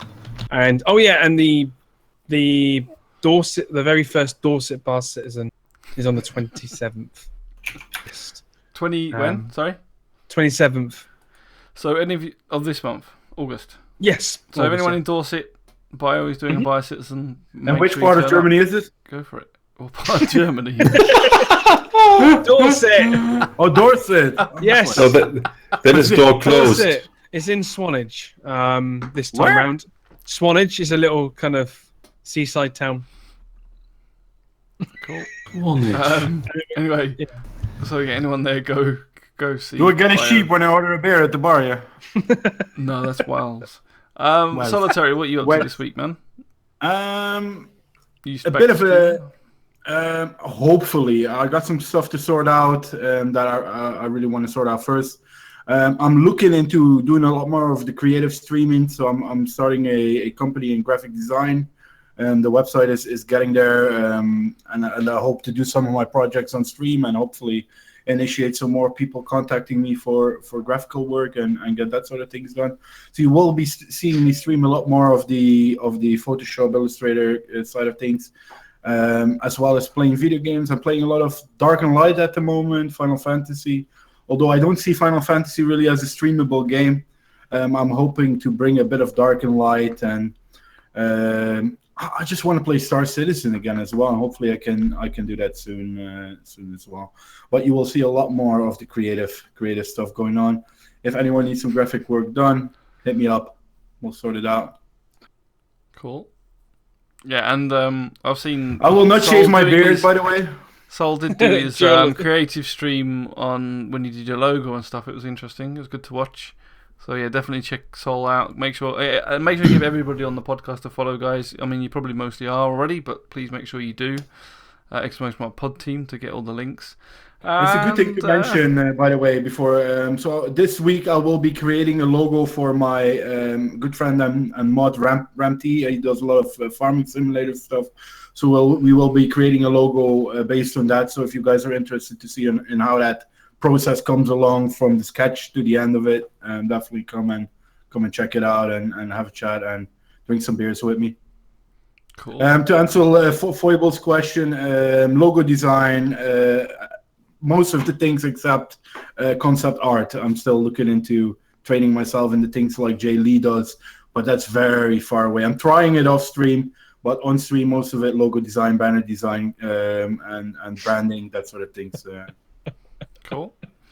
And Bockbiertje. I was distracted by that dimple challenge. Dimple challenge? What? Yeah. The dimple I challenge only know featured that. May I ask, what is a dimple? Oh, it's whiskey. Oh, I thought it was like the dimples in your smile. Do we have dimples? Just meant the smiler. I think I just didn't. You can see on my face here, like this. Here. It's like I just didn't shave well enough because I still have a bit of hair sitting there. I think that's why I've got 3 chins. I don't have it on this side. Wow. So there's a whiskey called Dimple as well, is there? Yes. There is. Yeah. It's pretty good. I'll It's do a the dimple 12-year-old. challenge if it's whiskey. Let's do it. That's how I learned to drink whiskey. That was basically my first. So what is the dimple challenge? No, that's the cheeks. No, with whiskey, I mean. Oh, wait, I don't know. Oh, Just right. shut it. Drink. Oh, well, you said that's how you learned to join whiskey. I thought you did it a certain way with. No. That was basically one of my first whiskeys I drank. Ah, right, okay. Yeah. Okay. Nice. But yeah, well, I'm going back to streaming. Yay! Yay! So, yeah. All thanks to the glasses. He's like Clark Yeah, Kent, back he to takes them off, he Star can't Citizen. swim. got a new profile which I want to test out and tune some more. Nice. Hopefully going back to Albion offline this week. In the meantime, I also picked up the Citadel Forged in Fire or Forged with Fire, Oh, which it's nice. It's not as weird as hell. well, no. It's not full of content, just like How was your connecting issues? What's that? The game called you were Dark and playing? light. Dark and Light. But it's That's only pretty neat. 30% finish as well. You know, it's Mhm. it's like Star Citizen. It's very early, and Yeah, you need to yeah. deal with all this shite that happens in it as well. But I enjoy the Dark and Light because I loved Ark as well, and this brings more of the stuff that I missed in Ark, the RPG stuff. It brings it back in together in Dark and Light, and it's running on Yeah. a similar engine with a lot of assets that are used from Ark as well. I Yeah, think. Or- yeah. It's interesting, and it's definitely something to look at for the future. Absolutely. I normally wouldn't recommend things, but if you want to get it now, because otherwise they do it like Ark and they charge you £60 for the same game that you paid £11 for a year ago. You know what I mean? No, I'm not gonna pay for games anymore at the moment. It's just all it's fillers for 3.0. Oh yeah, That's definitely. basically it. Can't wait for 3.0, man. Yeah. Can't So wait. basically that. Oh, and maybe I'm still thinking of it. Doing some role-playing stuff with Miserable. I have to. Oh, you guys want to do Dungeons and Dragons? No, well, that's not Can what you we're use a about. goat? What role-playing stuff are you guys on about then? We haven't discussed yet.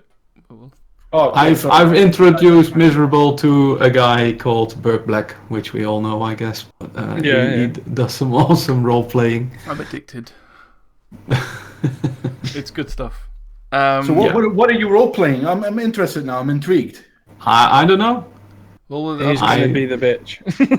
I'm gonna be a Burt goat. Black sounds a bit like something from a certain nature movie. You know what I mean? I don't know. Then you haven't I seen did Burke think- Black. I did think of doing. I wasn't going to talk about my section anyway, but in the past I did roleplay in Dark Age of Camelot and Lord of the Rings, but it was like text based, so we didn't do voice stuff like Burt Black's doing and things. But after Bock showed me a couple of the clips and that, I've been watching it, so I'm thinking about maybe giving something a go. I don't know what yet. But in which game is this? Is this in a certain game or? Well, is he this was just playing. The one I've been watching mostly is Dark and Light. So he's joined the roleplay server for Dark and Light, Twitch roleplay or something. So I'm thinking of maybe doing that. But I did think about doing. Watch. I was gonna say, Miz, watch Fadrius as well. He's really good at role.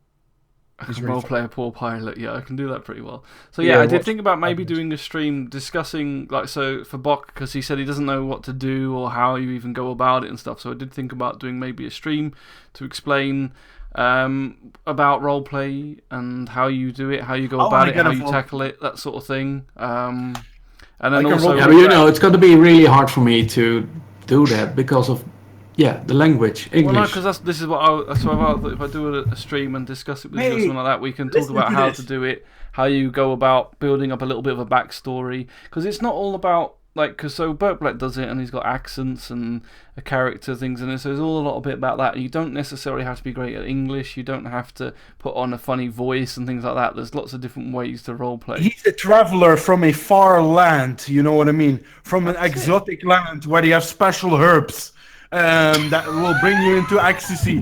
No, mate, like and this might sound stupid. Yeah, let your creative mind flow, man, and just. Yeah, but I don't think of have a something. creative mind. That's the whole point. We'll get you We'll sort sorted. something out. I'll We'll send sort you- something out. I'll send you to a certain shop in the Netherlands, and you take a couple of sips, and you will be creative. You will be creative. No, I'm just kidding. Man. I'm just kidding. No, but just think of anything that. Yeah, it's. I don't know. Maybe It's not for as me hard it's as easier. people think, and like You can people always worry roleplay about it. grass. And You I can think always there's roleplay different- grass. The only thing you have to do is this. I'll go for the goat then. No, because like you could. We'll explain it anyway. I'll go back to that in a minute. Let's go. First of all, are you done what you're doing, Book? Yeah. So Toby, do you want to tell us what you're getting up to, and then I'll go back to the roleplay thing. So I'll be doing probably daily Star Citizen streams again, and on Tuesday, of course, mentioned before, the sciencey stream with Avalon and Bock, and around 9 p.m. Central European time, and that will be my week basically. And training. Oh, by the way, and you guys noticed that I'm practicing more with people in the PU, flying and dogfighting. You're becoming And- a evil bastard. And so I can only, well, of course, it's way too early to see how it will be in 2 years or 3 years or something. But everyone should be able to defend themselves or even evade anything if they are being attacked. Yeah. May I ask, Toby, this science thing? Are you guys basically doing science projects, or are you talking about the science behind things, or what? Well, we last week was basically our first thing, and it was basically we took just questions from chat mainly, and we had some stuff we showed about simulations because Avalon does computational astrophysics. He writes his own simulations for that stuff, and it's pretty amazing stuff. And we want to combine that basically with Star Citizen about for example jump points, etc. I thought we could not expect like exploding volcanoes like in science class when we were younger. No. I don't know, but I think it's definitely something I want to see, man. So that's Thursday. What time? Tuesday, 9 p.m. Central European time. Oh, mate, but I want to see Miss paint figures and does Marius Dell stories on Tuesday. Yeah, but that's way after. Yeah. Ah, okay. Listen, that is going to be Tuesday is going to be my new Friday evening. You know what I mean? I'm going to watch this stuff, then I can watch Miss afterwards. The only thing I need is then Madness and his tour guide stuff after that, okay? Or bio. Oh, Madness again. I like the Gladius. Remember, I am not Magnus. No, but for the people watching, definitely go and check all these guys out. That's his way of saying sorry now, guys. If you're not science-minded, you can go and watch them, and you just look there confused, but they're still entertaining to watch. So it's good. It's good stuff. Definitely go and check them out. And if you're not following Toby, then where the fuck have you been, basically? Right. Come on now. He's the up-and-coming German community manager. I remember when I first watched The him, I was unofficial- thinking, what the fuck? There's a talking bear. But there Where's the are polar any bear questions gone? you have, I was like, what the Look at fuck? I love the shirt. I think that's what I first said to you, wasn't it? I love your shirt, man. Yeah. Anyway. So, finally, for me, yes, I'll be doing, hopefully stream tomorrow during the day, and then my painting stream in the evening. So we'll be talking, I'll hopefully talk to Des and roast him a little bit about some roleplay. And he plays D&D, and I'll be painting the D&D figures.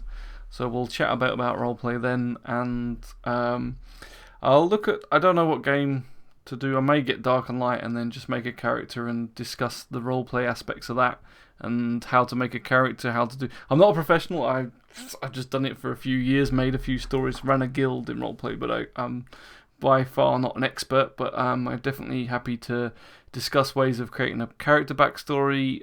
It's all a bit about how you can just like ideas and mannerisms of your character, maybe give them something to hate, that type of thing. So we'll discuss that. And maybe I'll just talk to Bock and see if there's a game we can find that we can play and do some practice role playing and just have a laugh. Listen, Miss, have you ever played Dungeons and Dragons? That's something I always wanted to get into, but I could never think of people Goat that Simulator, dude. Goat Simulator. Goat Simulator. Yeah, we'll Just play. go role play on there. It's made for you, Buck. No, I haven't played Dungeons and Dragons, so I'm painting the models for Des, and he plays it a few times. Yes, I need to hit you up, man. You need to hit me up with this. I have no idea. It's something I've always wanted to play, but never known anybody to play it with. So I want to be a wizard from the great upper lands of Wizard. Spice. I want to be a wizard, sorry, and I want to cast spells. I have it, Avalon. I have Goat Simulator. Played 5 minutes. It's And what is Madness doing this week?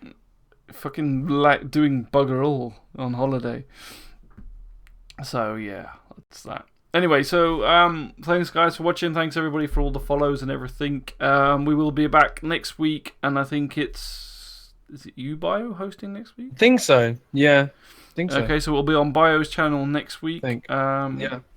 We're looking forward to the burn down session of CIG's podcast, CIG's ATVs and stuff. So that'll be interesting. So yeah, again, thanks for the follows. Please make sure you follow everybody on the podcast here, !mod podcast, to make sure you go and give them all a follow.